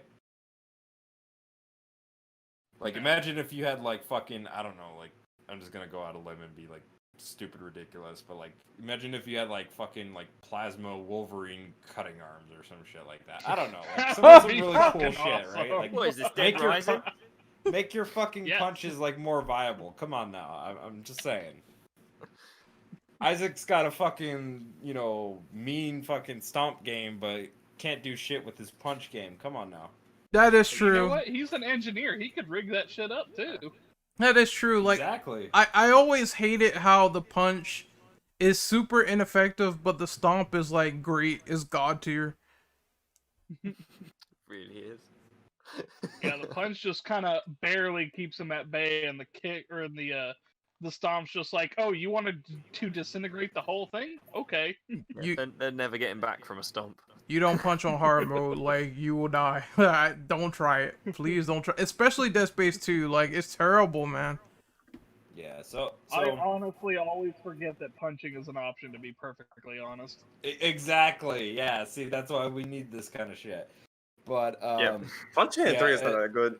Yeah. Aside from that, like I said, I think I would like to see kind of like some Silent Hill-esque type of puzzles in terms of like, you know, in the context of the Dead Space lore, especially with like the unitologist shit. Like, I just feel like that would be really cool to see. Nothing like too stupidly ridiculous. Yeah, nothing like too stupidly ridiculous like in Silent Hill where you could just crank that shit up to like extra riddle. But you know, something I get what you're reasonable saying. in that You want context. more lore context on puzzles. Yeah. Yeah, especially like from the unitologists, because I don't think you see much of them, you know, in the series. Because I know in 3 they're pretty prominent, but not that much. So it'd be nice to see them make them actually more forefront. Yeah, like definitely like being able to like explore that lore and trying to figure out like what else are they like delving into, what kind of things that we like don't really know about that hasn't been talked about or only has been alluded to but not really delved too much into. I think would be kind of cool in terms of like tying that into like puzzles and shit like that. So Also, Genj, you were saying something? Genj? Oh, yeah. So I just wanted to clarify with the question: Is it like if there was a new game, like if there was a new Dead Space? It's more of the fact, like, if they did continue it, or if there was something that was in the previous Dead Space games that you want to see push forward personally. What would you like to see from gameplay or lore or anything of that nature? Even in media, like movies, novels, updates, stuff like that. Because something I thought would have been really cool back when 2 and 3 came out was like because you in 2 you got the Severed DLC, and in Awakened you got no, not in Awakened, in 3 you got co-op with Kara. I thought it'd been pretty cool, like for 2 and 3 to have like maybe a DLC where you played as Ellie and did like Ellie's run through the like escaping essentially. I mean but then I wouldn't know how you'd include that, like maybe if there was to be any future games. It's a cool idea because I don't think we really like Isaac just mostly sees her on comms and that's it. So if they did do a backstory of that before a hypothetical Dead Space 4, then I would be down for it. Because also in 2, Ellie is with Stross for most of it. Yep. So it would have been kind of, because you would have been able to see how they interacted with each other when they're not on comms, and like how she's having to try and keep him alive the whole time and stuff like this. And he takes her eye. You know, I'm glad you mentioned that, Ren. When did she get a new eye? I don't. Sometime between 2 and 3. Yeah, 2 and 3. I mean, I figured though, like, is it like? I want to know, like, where she get the eye from. I didn't think, honestly, given the timeline, like, they get capable of doing this kind of thing, though. But Cybernetics was the last thing that was on my mind in the world of Dead Space, considering how different it is from other sci-fi games. It's also weird they don't show it. Yeah, you're right about that. It's like she just has it in Dead Space 3, and I'm like, okay, I remember Strauss just stabs you with a screwdriver. It takes your eye, and now you have a new one. Yeah, it's weird. Well, if you also look closely, it's a different color than her regular eye, too. Isn't it blue? I think one's green and one's blue. Yeah. I don't know if like in as far as like the Dead Space universe is concerned, I don't know if they're able to like just like entirely recreate like parts of their bodies through the technology that they have, because I think in the Aftermath movie they had like one guy with like a prosthetic arm or some shit, right? Yeah, I don't think they're that far. Yeah, so like I would assume it's either like just a glass eye or maybe like kind of like a cyborg eye of sorts. I was gonna say it's probably works like Thor's eye in Avenger. You know, he just pops it in. It's a mechanical eye, and it just works just fine. I think it works kind of like that. Works because of the plot. Right. Yeah. Because animating an eye is easier than animating a bandage. I don't know. Imagine a bandage that can look at you. Also, going off what I said, they could have had. Again, this is like going way back, going on the first one. They could have gone with the I can't even remember his name now. The is it the general from the first one or the sergeant from the first one? I can't Sergeant remember his Johnson? name. He's the guy that you talking about, the guy that controlled the scroll? No, in the first one. Are you talking about the Isaac's commander at first? Yes, yeah, commander. That's it. the bald guy, the bald black guy. Yes, I'm yeah, sorry. I couldn't remember that's his name. that's all I remember him as. So I'm sorry, I don't know his name, but yeah. You know, the worst thing is I just played it and I can't remember his name either.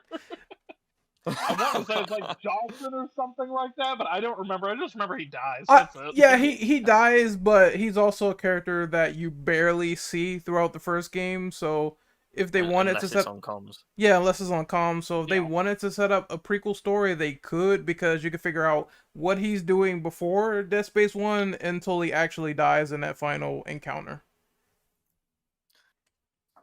That's what I think the series was like really good at. Like, they were turning it into a meta series, and it's a lot of lore behind it, sort of like Halo and Resident Evil, where it's like other criteria to figure out the story, and plus they had DLC expansions as well. So, if that came back, I would like to see more of that leaned into, to be honest. Yeah, like say just hypothetically, we got a remastered trilogy, then that could lead into them making a spin-off that's, you know, kind of side stories for some of these different people throughout the 3 games, you know, what they were doing while Isaac, and then in 3, while Isaac and Carver were roaming around, and then that could be a perfect thing to lead into Dead Space 4, should they come out with it. Yep, but I think that's it for me on this question, unless we're moving on to the next one. Yeah, we can move on to number 9. All right. Yeah, I'll go ahead and read this off again. Did you like the inclusions that EA implemented into the series, i.e., multiplayer in 2 and the co-op in 3? For 3 case, yes, I love the co-op, because for ours, it's completely optional. Don't need to bitch about it, because people bitch about that too much. But not only that, though, you actually get more story out of it, from not only from Carver's perspective, just in general, you know. So I love the co-op in 3, how they handled it. It's amazing. For multiplayer, not so much.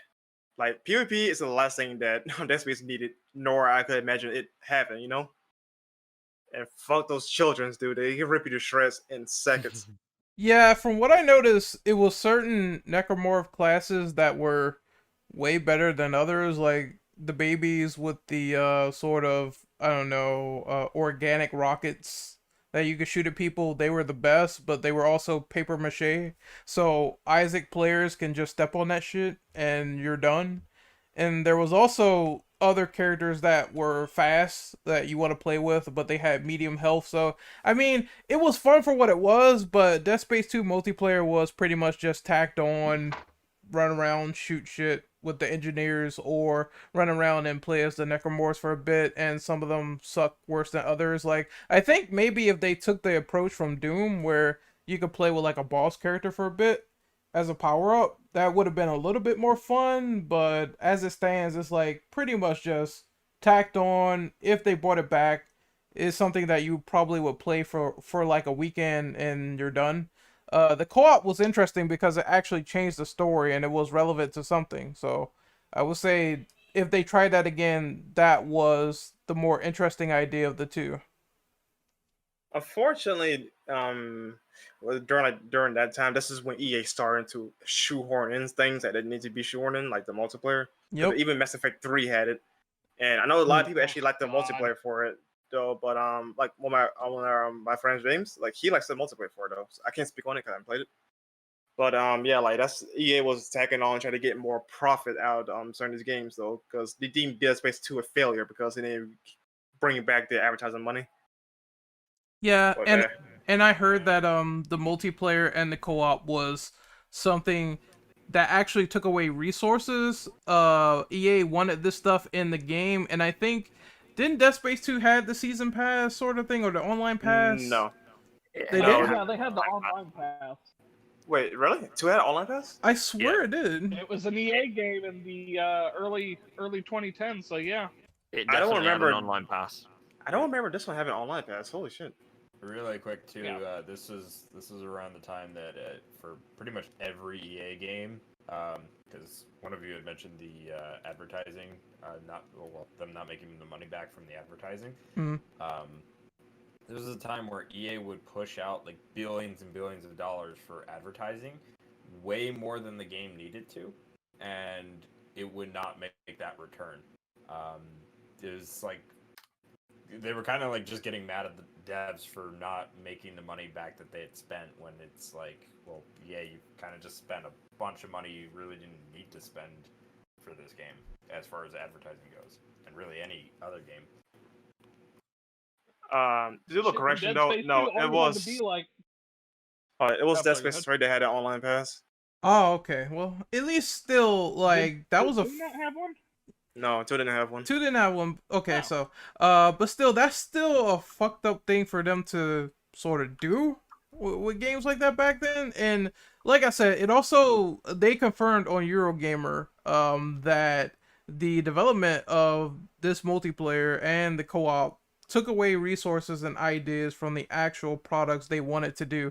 I heard that Dead Space 3 was going to be wildly different until they decided, hey, co-op game. And I think they also mentioned that it was going to be scarier too, but they said, hey, co-op game, you gotta do this to appeal to more people. So I wonder how that could have been if there wasn't any co-op in the game, and would they have made this a scarier game than Dead Space 1? Mhm. It's just, Yeah. it just leaves the questions in the air when you think about it. It would have been a shame to not have the co-op in it though, but I would have been curious to see how Dead Space 3 would have actually turned out. Yeah, same for 4 as well. They had those ideas and it just got scrapped. Yeah, I liked the co-op in Dead Space 3. It was just different and new to the series, and it was just it did add a lot on. The multiplayer for 2, it wasn't needed, but I didn't mind it, like playing it a little bit. Like I said, there was the different classes and stuff for the necromorphs. And I think even like the humans had different classes for like loadouts. Yeah. But I mean, again, it wasn't a necessary thing. Like it could have. I think Dead Space 2 would have been fine without it. But I didn't mind it. Like, I was quite happy to sit and play a couple games every now and then. Anyone else on Yeah, the that's pretty much multiplayer? how it is. I mean, Go ahead. oh yeah. I mean, Dead Space 3's co-op. We've all said it. It was actually a pretty decent inclusion. It wasn't too bad. It'd be interesting to see what they could have done without it. 2's multiplayer was pretty unnecessary, but at least as far as it went, it didn't try to do too much.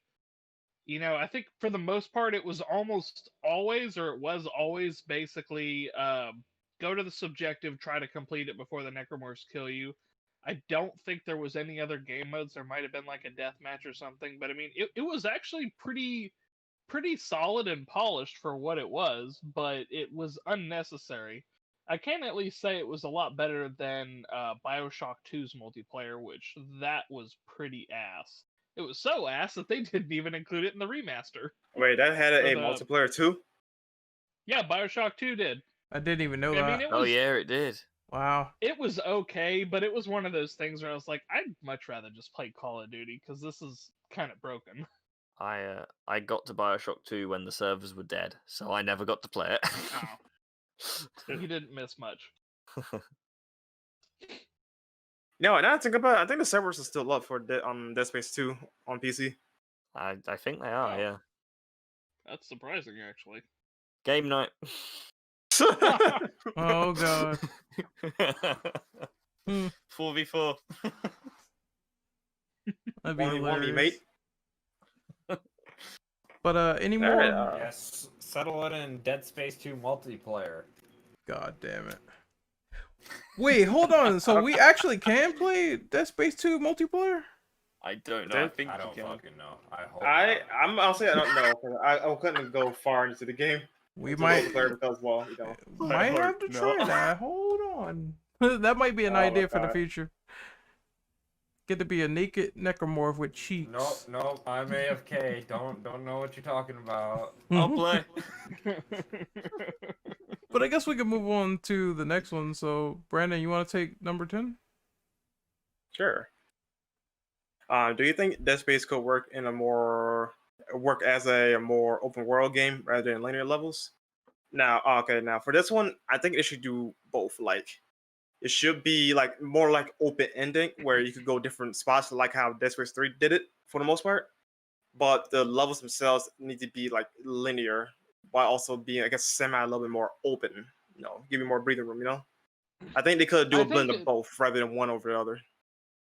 I think kind of slightly bringing it back to BioShock a little bit, I think it would work really well like that, where you have your different levels.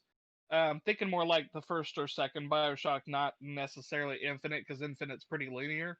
But, the first and second BioShock, you had your level, and every level had this big open area, and you could pretty much go wherever you want at the start of every level. You had your objectives, and you did have some things that were kind of locked behind you needing to do some story stuff or go do a small puzzle or something like that. But I think it could work in a context like that. Like, the levels in, let's just say the first and second one, they're kind of laid out like that, but they're still very linear on where you need to go.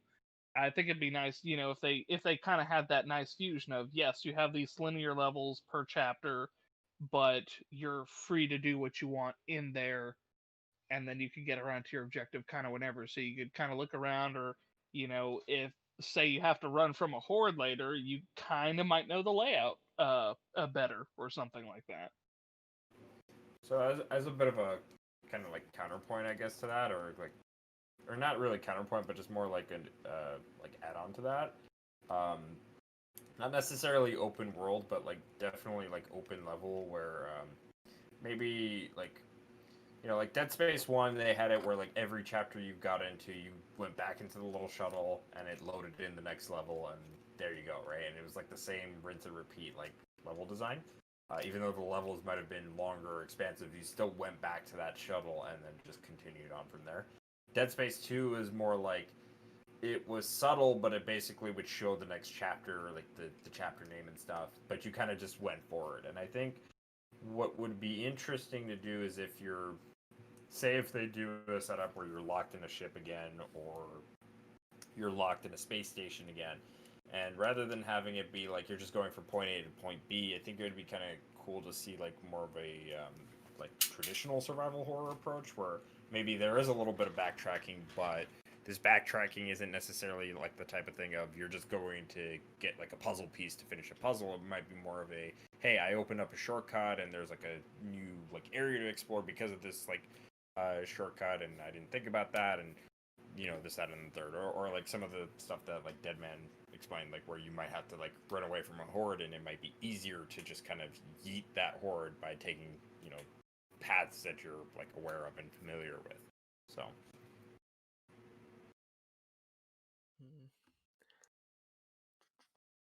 all right, anybody else? I'd be interested to see how open world Dead Space would work. I think it could work, but it would, I don't know. It would be interesting. Like, I'm so used to the linear levels from the other three, but like I said, the first one you always have that safe area, kind of with the tram. The second one, kind of like every chapter when it starts, it most of the time you can't then backtrack back to a previous chapter or whatever, or a previous area. It kind of blocks it off in some way in most of the time. It'd be interesting to see if it could do open world, and I think it could work.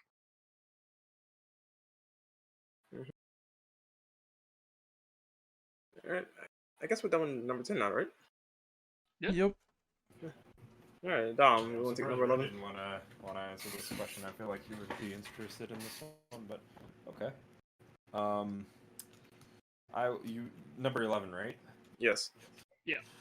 What, if any, conclusions could be made to bring Dead Space, to bring the Dead Space series back for a more survival horror? I'm sorry. This question is a bit confusing. Let me just read it off in my own words, because I didn't write this one. So, if the Dead Space series could come back, would you want it to go for a more survival horror based kind of thing? Did you survival horror focused, or do you want it to go for the more action orientated stuff that we kind of saw with Dead Space 2 and of course Dead Space 3? Okay, the way that I wrote it was supposed to be more like, what do you think they could improve from taking all 3 games? What do you think they could do to improve the actual survival horror aspect rather than the action horror? What do you think they could do to make it more survival horror instead of action horror again? Gotcha. You can keep the action set pieces and all that, but kind of scale back some of that action. Weren't you talking earlier about? I am such a retard. I misread that so bad. No, you're good. Okay, and there's something I want to piggyback I'll throw on. mine in first. Yeah, I want to piggyback on that real quick. Didn't you say that there was something about universal ammo that you didn't like earlier? It was all fair, but I'm pretty sure you want to mention that. Yeah. That's what I was gonna say. That was actually the reason that I wrote that, was specifically that. I like the idea of universal ammo, just not in a survival horror. It works for Mass Effect. It does not work for Dead Space 3. That is one of the few aspects about Dead Space 3 that I don't like, just because, yes, you can have your 2 separate guns with the 4 separate heads and attachments, but I only ever ended up using one gun because it was like, why am I going to switch to another gun when I just have this one gun that I can use all my ammo with? It kind of threw me out of that. That's one of the few things I don't like about Dead Space 3 is the universal ammo. I must strongly disagree with that. On that. I'd rather have universal ammo because for starters, so it keeps the inventory clean and you spend less time constantly trying to clean out and get rid of clutter and whatnot, right? Because you're gonna end up picking up ammo for guns that you're not even going to use by accident or on purpose or whatever, right?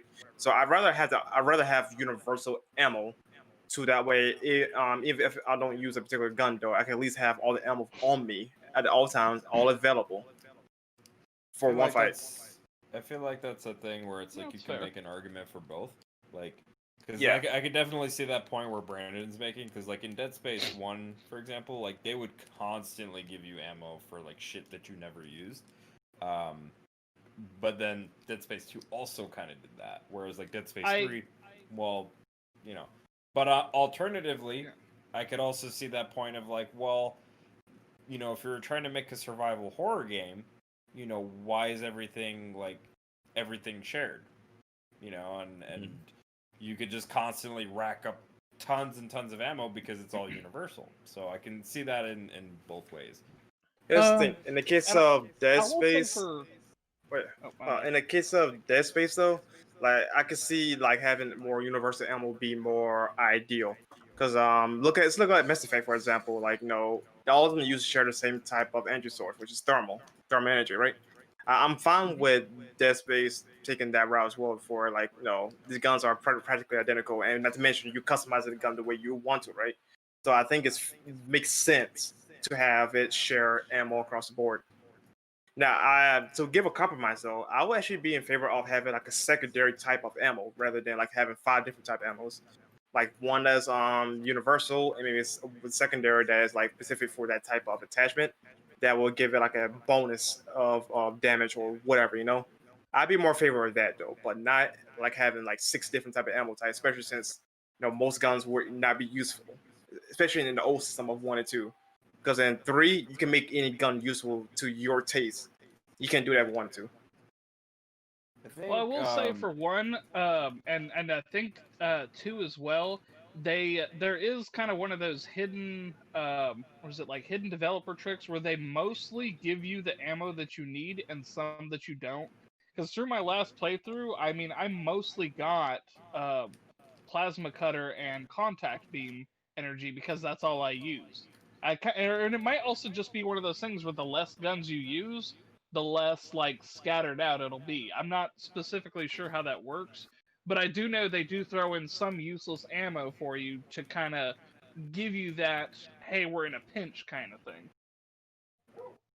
Yeah, Yeah. I want to jump on that. I am fairly certain it is like the weapons you have, it's more common of a drop for that type of ammo in them in for the first and second one, but it will also drop ammo every now and then for guns you don't have, which is why a lot of players will just use like two guns, one gun, two guns, and then they never run out of ammo, or they very rarely run out of ammo.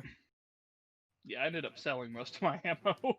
Yeah, I mean, I was yeah. playing on easy, but still. I did a hardcore run and had to sell ammo because I ran out of inventory space. Yeah. I feel like it's. Yep. Oh, God. go ahead, Dom.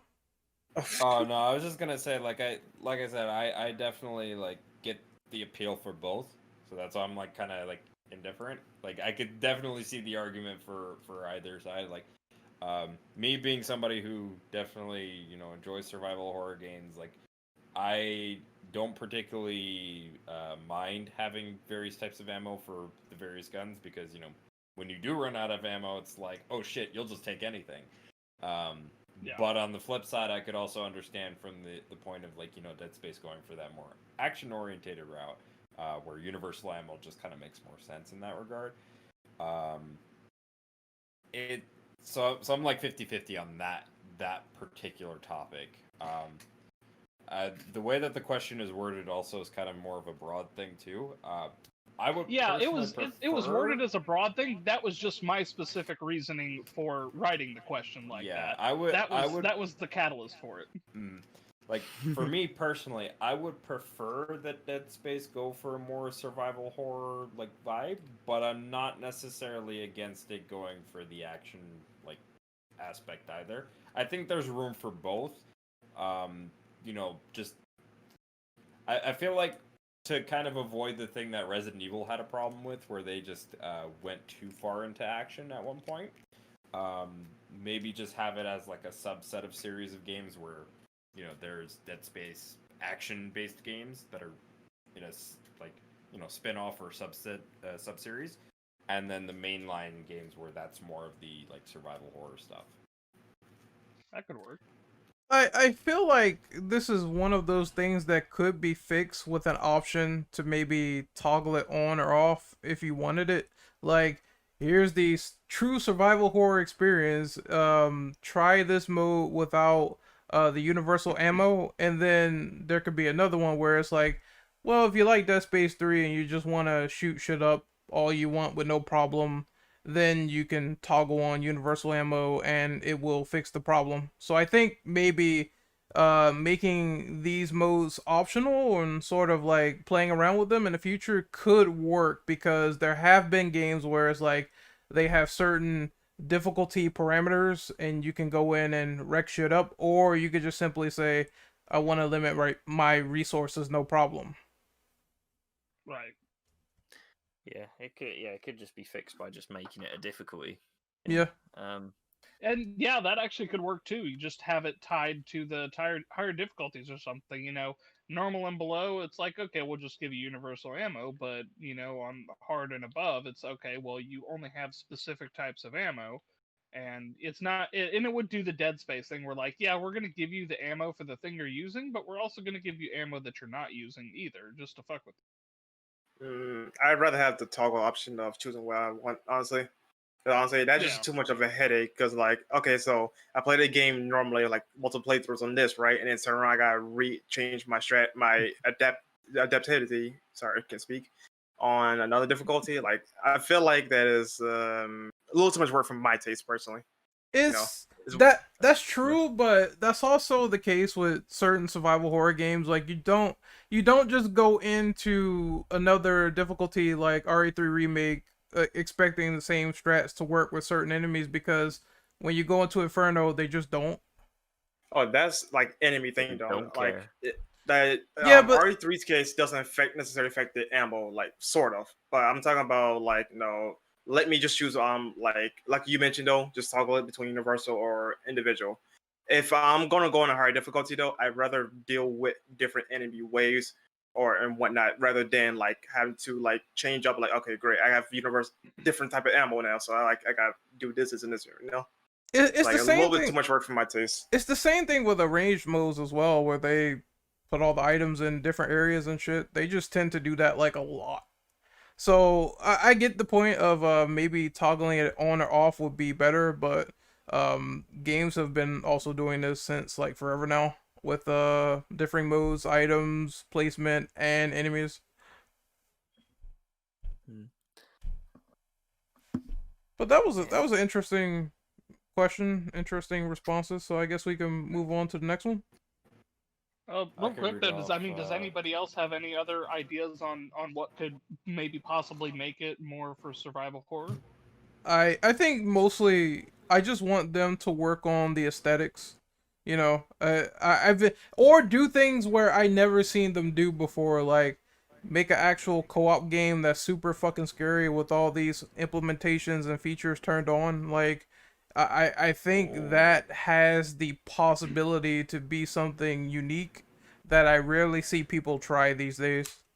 Ren, Yeah. I just thought of something, and I don't think none of us brought this up at all. Mm-hmm. A fucking Dead Space survival horror co-op game that's set up like the Outbreak series. Oh, so you mean so four players where, like, going around? You play as like 4-player co-op. You can pick like whatever character you want, right? And each character like specializes in like something. You know, like you could have like maybe a like security guard type of character, and then like an engineer, and then like maybe a medic, or like, you know, a hacker or something like that, right? And Unitologist gets evac'd immediately. They're out. yeah, just Get them out I of may there. be praised while flipping you off. like I'm like, think about that, and then like, you know, unlike, you know, because like Resident Evil Outbreak, right? You're limited on resources up until the point where like somebody dies in a room, and then their body basically becomes an 8-slot item box in that room. So like maybe you could obviously change some shit up, right? But like Brutal way to look at definitely it. like something like that where it's like you're super limited on resources and you have to rely on your team members. Like I think that would be really fucking cool. They could. Capcom isn't doing Outbreak right now, so they could get away with it if they wanted to. So long as the engineer is a stump master, I don't care. Yes, please. I need Yeah, he's stomping. got to be able to stomp them in the nuts. Yeah, that's an interesting way to look at it. That's Give him a jetpack, that way he can just jet up and tower stomp everything. yeah. But Trying to think of Alright. anything else. I think we can move on. Yeah. Which one is the next one? That's number 12, right? Think so. Yeah. Yes. Yeah. Yes. I can read that off. So, if Dead Space's series got revived, where would you want the story to go for Isaac and Carver, especially after the cliffhanger from Dead Space 3 Awakened? For stars, continue what happened afterwards. Like, what happened? Like, are they in a coma? And they got captured by the unitologists? Or was ever love? Like, did the necromorphs attack? Are we be a Mass Effect 3 type thing here? Like we need answers to what happened to them. Okay, No, so or- I mean, yeah, it or- does kind of seem like a Mass Effect 3 thing. mhm. They could have you after they crash on Earth though. You take the role of Ellie, right? And then you go out and discover what happened to these two, and then like some point down the line you reconnect with them, and then you have 3 of them go and figure out or solve the threat at hand. You know, something like that. Okay, so wasn't the big plot point at the end of that DLC, wasn't it like they discovered that multiple markers were active at the same time?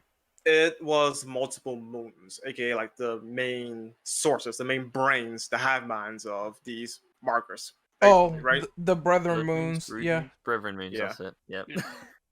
Yeah, so like no, they were like contacting Isaac, trying to bait him or slow him down, as he put it, from going to Earth.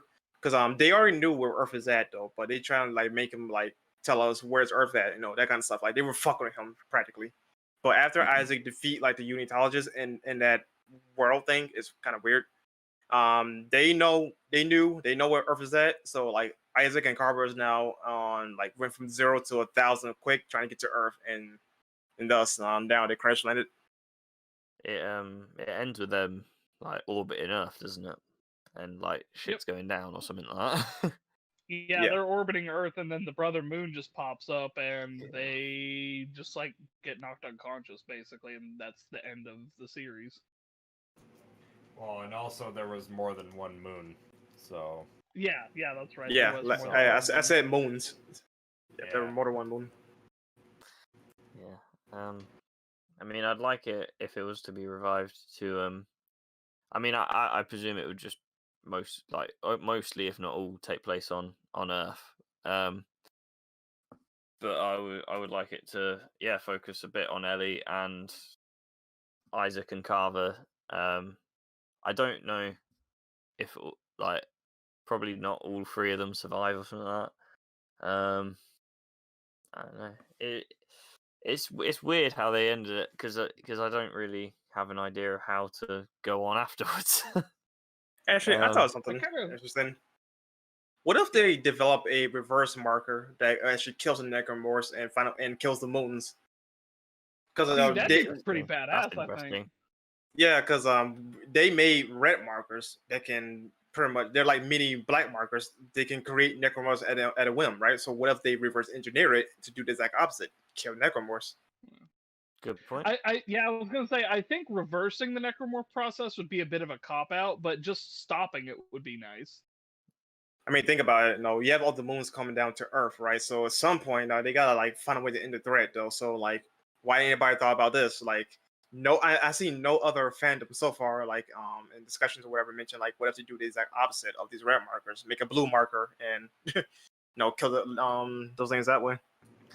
correction, Yeah, I just you mean need like to don't make it to where the markers, make people just magic or make the necromorphs magically turn back to people. That would be a cop out, but No, Yeah. not turning to you don't people. want I mean, you don't want a Resident Evil vendetta, basically. That would be Yeah. an interesting transformation.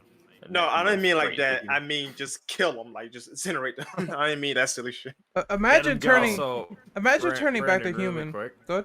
Just really quick, Ren. Yeah. Brandon, there is one thing you were kind of wrong, I feel like you should kind of be corrected on just a little bit.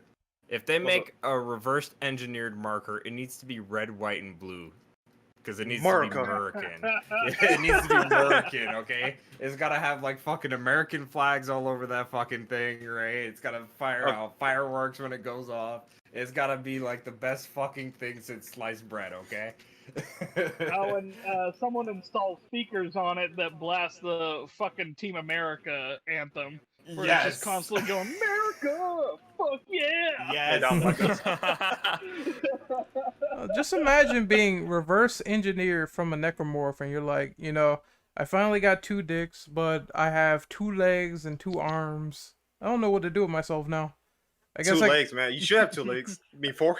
I guess I can. But yeah, 4 legs, maybe 6 legs, like a spider almost or I something. don't mean, know. you could grow a 7th leg if you want, if you get infected with the necromorph shit. So, like, That's what I noticed. They always have like more than 2 legs, and this is weird to me.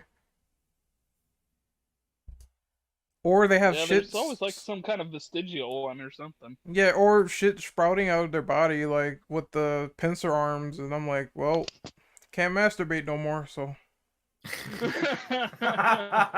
So I'm done. So I'm done. One touch and it's gone. I totally forgot the question. I was like, oh I man. would think you we all want- did after that. how would you want the series to continue on after the ending of the DLC for Dead Space 3? Yeah, after they got knocked out, I just want to know what's next, because that was it was a great ending, but since it's been so long and it kind of sets up for a sequel, we kind of got robbed as fans. So the only thing they should do is, well, of course, it's fucking EA sucks, massive horse penis.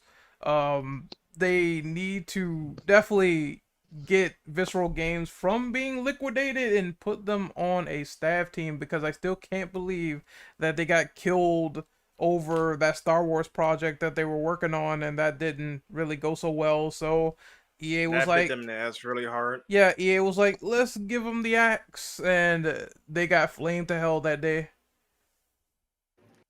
That would be the day, but then they would have to revive like every studio they've axed over the years, and they're not gonna do that. Oh, I doubt it.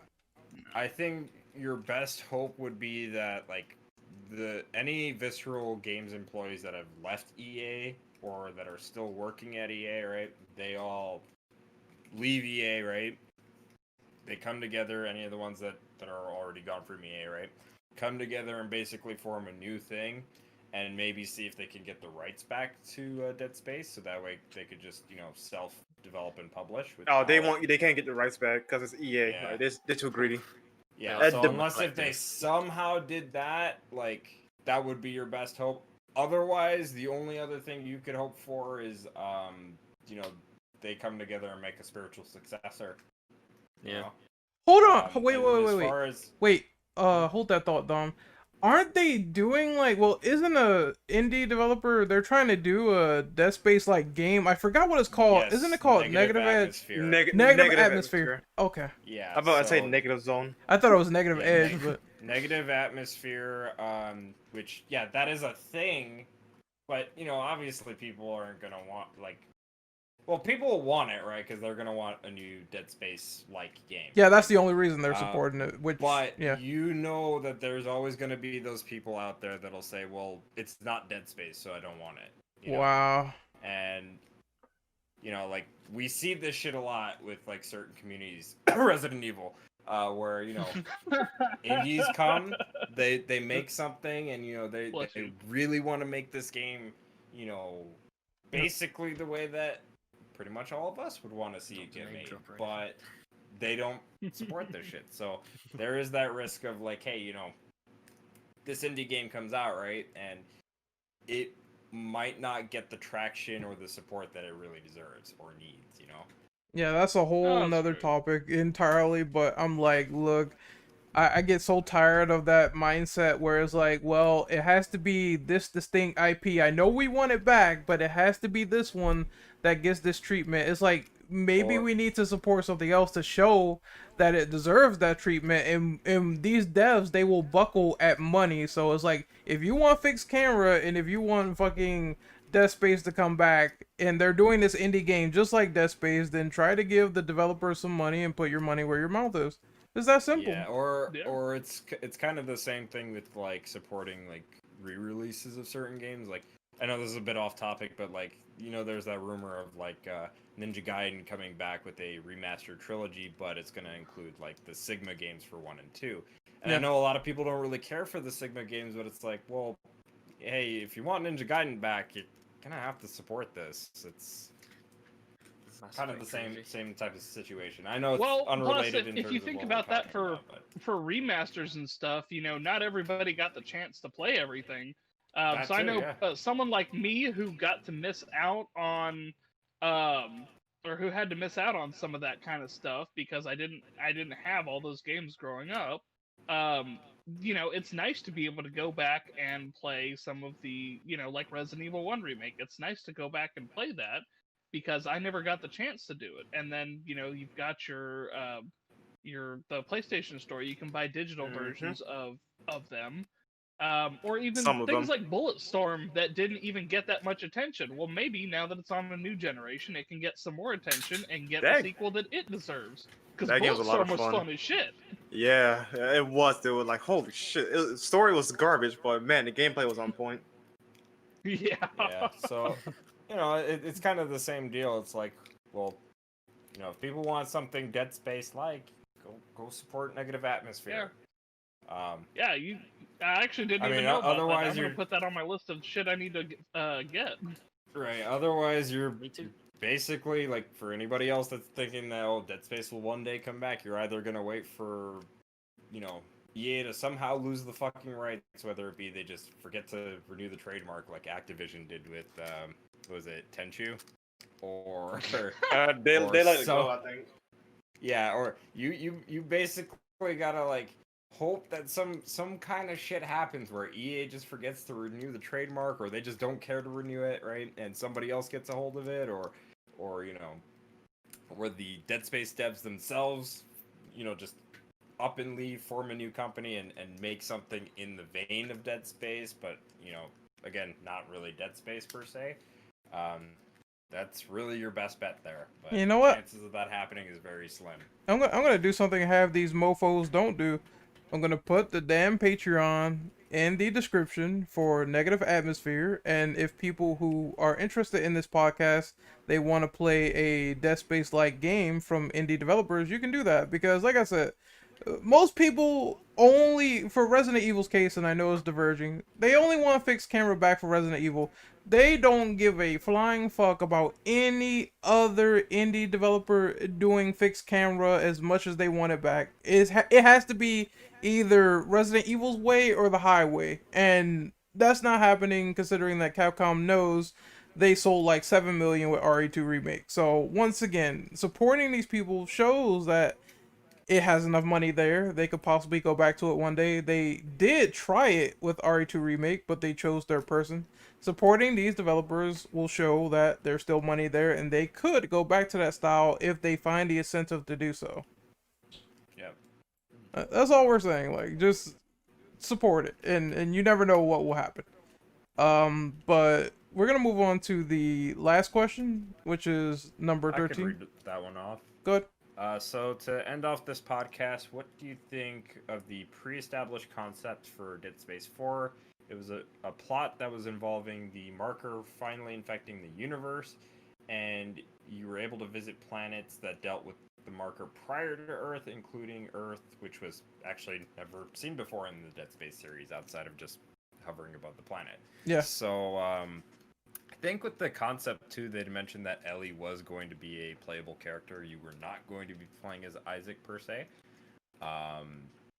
And I think there was also going to be a thing of like I think Earth was going to just fuck off like completely. It was just gonna get yeeted, and you were gonna be looking for like survivors like deep in space, and also searching through different like space vessels that have been impacted by the necromorph infection, which honestly I think would have been cool because well, for one, we would have been able to see another character's perspective in this universe. Like, obviously, for mainline, we'd been following Isaac for a long time, and he is a cool character, and I would like to continue exploring his story. But I'm also open to seeing other characters and seeing how they deal with this experience. Honestly, 4 sounds like the coup de grace, the grand finale of the series. I think it would have been more ideal to have all three, like Carver, Ellie, and Isaac, as playable characters, have their different objectives as playable characters, you know? Somehow, with the way that sounds, it sounds like that could have been a plot twist. Like, she just finds him, and then later on in the game, you take control of Isaac. I feel like that was probably going to be set up to be the big finale, and then fighting all these aliens together to kill all the markers. Now, the ultimate question would be is that how Isaac's fate is going to turn out. Because I have a feeling that him and Carver would actually legit die, considering they're in the forefront of all this shit, like, after 3. So, like, how will their fate, in your opinion, though, how will their fate turn out? Mostly Isaac, if, you just want to answer for him, though, but... Isaac's weird, so was Ellie's, but I think Carver would have eventually went crazy because they were kind of setting up for that in Dead Space 3 with the marker affecting his mind the most. Oh, yeah, both... Yes. Both of them do get affected with the marker, though, but it's actually mostly Isaac that experiences it. Interesting. Yeah. But now, granted, though, that could potentially change in the co-op sections, though. But Isaac's the one that actually goes more nuts than Carver. In fact, he's more like the straightforward, calm one. As weird as that sound. I guess a better word would be him experiencing it for the first time. I think they need to explain how Ellie has never been shown to be affected by the marker. I don't think she's... They kind of just delve over that and be like, oh, well, she's kind of here, but she's not, like, going crazy or anything. And I don't think she's very near one to go crazy. Yeah, so I would like to see how she would deal with that, actually. Plot twist for the 4th when Ellie kills Isaac and the invasion and the necromorph invasion ends. Yeah, that would be funny and sad if Isaac actually causes the invasion because, they're connected to him. He's the one that is the catalyst to all this for the most part. They do No. say that the gold marker is actually Isaac's creation in the second game. Yeah. Yeah, he made it. Yep. Because he had the blueprints imprinted in his head. So that could actually happen. That'd be fucked That's up, my but theory. yeah, that'd be fucked up that you kill him, but that could actually happen because people have created markers from their mind before to make constructs. Yeah, I think all the miniature markers that were being made too were also of his doing, right? Because they took the blueprints out of his mind. I don't remember about the red marker. I think they were based on the original, and they sort of. No, I'm talking about in Dead Space 2. You remember? Because like you go through like the labs in 2, and they have like a Labs. bunch of markers that are like being like started, but they're not like fully like developed, and they're like miniature markers. Yeah. Maybe, but I know that the man-made ones, in particular, all of them are based on the original one they found. So everything else is just a copy after that, or they were constructed from people's minds. Mm-hmm.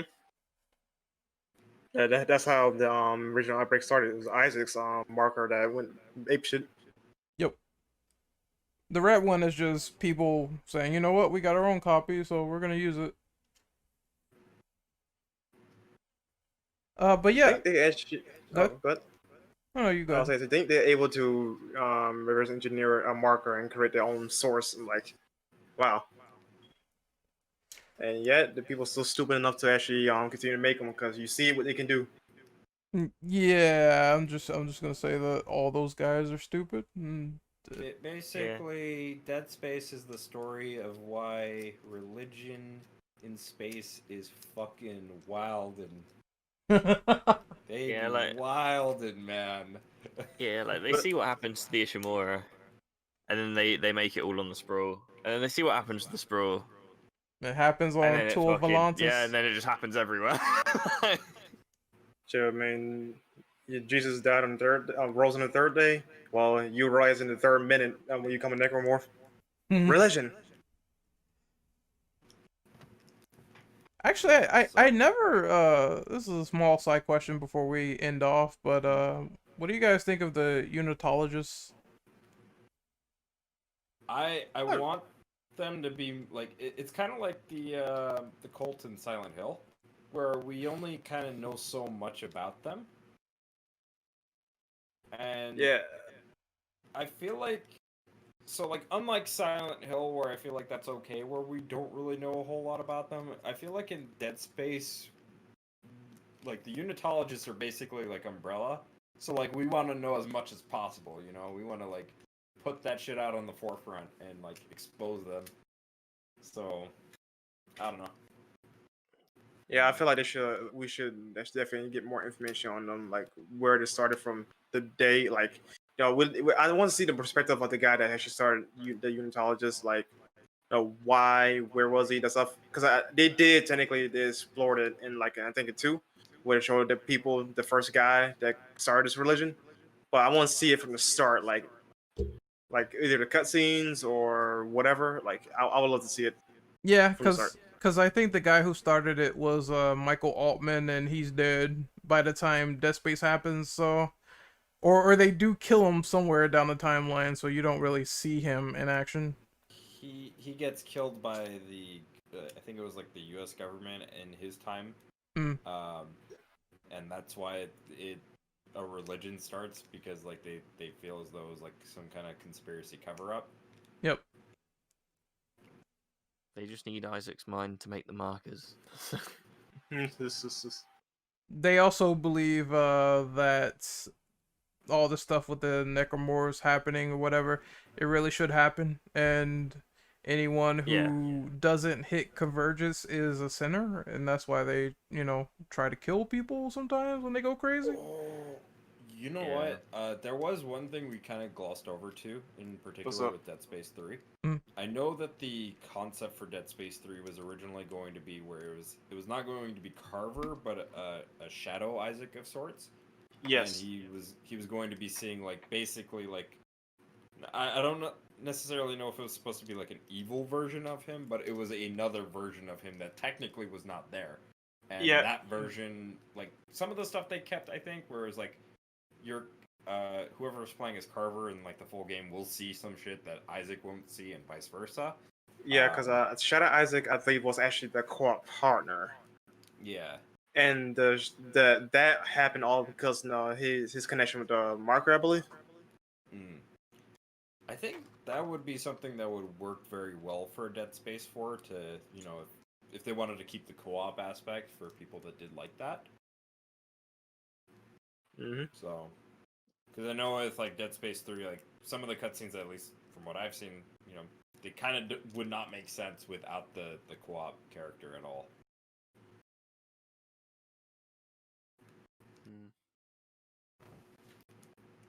All right, so I think we Alright, can done. do outros. Yep. Yeah. Okay. Start from the top. BioDevil Dom. Outro yourself. Yeah, you can find me as BioDevil_Dom. On the rare occasion, YouTube, Twitch. Usually I'm on Twitter, mostly because I'm just lazy. I don't know when I'll get back to consistently making videos, if ever. I'm trying. Just Bomb. don't judge me, please. But yeah, BioDevil_Dom, that's where you can find me. I'm usually here on this podcast. So, yeah. All right. Undead Man Gaming. Dead man. Hello. Nope. There. I guess Is it? I guess he's dead. All right. So He's lost. He became What? a necromorph, so to speak. All right. Well, Ginger. You give your outro Okay. until he gets back. I'm Blitz_Ginge on Twitter and Ginger Ninja on YouTube. I'm currently doing a hardcore Dead Space 2 playthrough. If you ever want to check that out and see any Dead Space 2 gameplay. All right. Dead Man. Can you speak to us? I don't know. Can y'all hear me now? Yay! Okay. Good lord, if it's not one thing, it's another. Alright, so I'm Deadman Gaming. I run a small YouTube channel. Hopefully it'll grow larger soon, but I do everything great about games. I think there's too much negative stuff on games going around, so I like to pick out the positive stuff. And you can pretty much just find me on YouTube and Twitter. All right. Renegade. all right, so you can find me on Twitter at RenOperative_. You can find me on YouTube at Renegade Operative. I probably will be working on some Evil Within lore stuff soon. So that might be out next week, as well as continuing maybe some Resident Evil or Silent Hill for streams, because it is Spooktober, so I will be continuing that pretty much. Yeah, All right. I want to see you fuck up in Silent Hill. Probably not as much because I actually played those games, but Resident Evil is just a whole different ballpark to me on 7, so maybe I'll do more blind stuff in the future, like Alien Isolation as well, because I have no idea where to go in that game. Okay? If you're gonna play Alien Isolation on stream, you have to do it on the hardest difficulty. No, I don't listen fucking to this did man. it. Yeah, no, Yeah, don't shut up, don't shut up. listen to this man. Do it on the hardest difficulty. I did it on the hardest difficulty. It is fun. No, don't torture yourself. Don't do it, my chat. I Let me assume know the when you're alien. streaming it, and I'll watch. I assume the alien is super aware. I'll just wait until I see that. The alien is super aware, is more active. Your radar is actually kind of fucked up, and also less ammo. Wow, that's gonna be a good time. Learns way I quicker as want to well. see you do this because this difficulty, as far as I'm aware, was not in the original release. It was patched in later on. So Interesting. All right. Well, you can find me on Twitter at Mortal Brando. Twitter is none of your business. I'm just kidding. I just said it. Twitch is none of your business. But yeah, that's it. Nothing special. I'm nobody. I'm just here now. But anyway, thank you all you people for watching or listening, however you prefer to do it. Ren will upload this shortly, hopefully. Stop being lazy, Ren. I think it's I do. live streamed, right? Next week. It's live stream, but I want to put in gameplay, so I'll probably put in gameplay. Yeah. So yeah. Thank you for watching, and if you see a necromorph, just stomp him in the nuts, alright? With your giant boot. Have a good day, have a good night, whatever. Stomp them balls. See ya. See ya.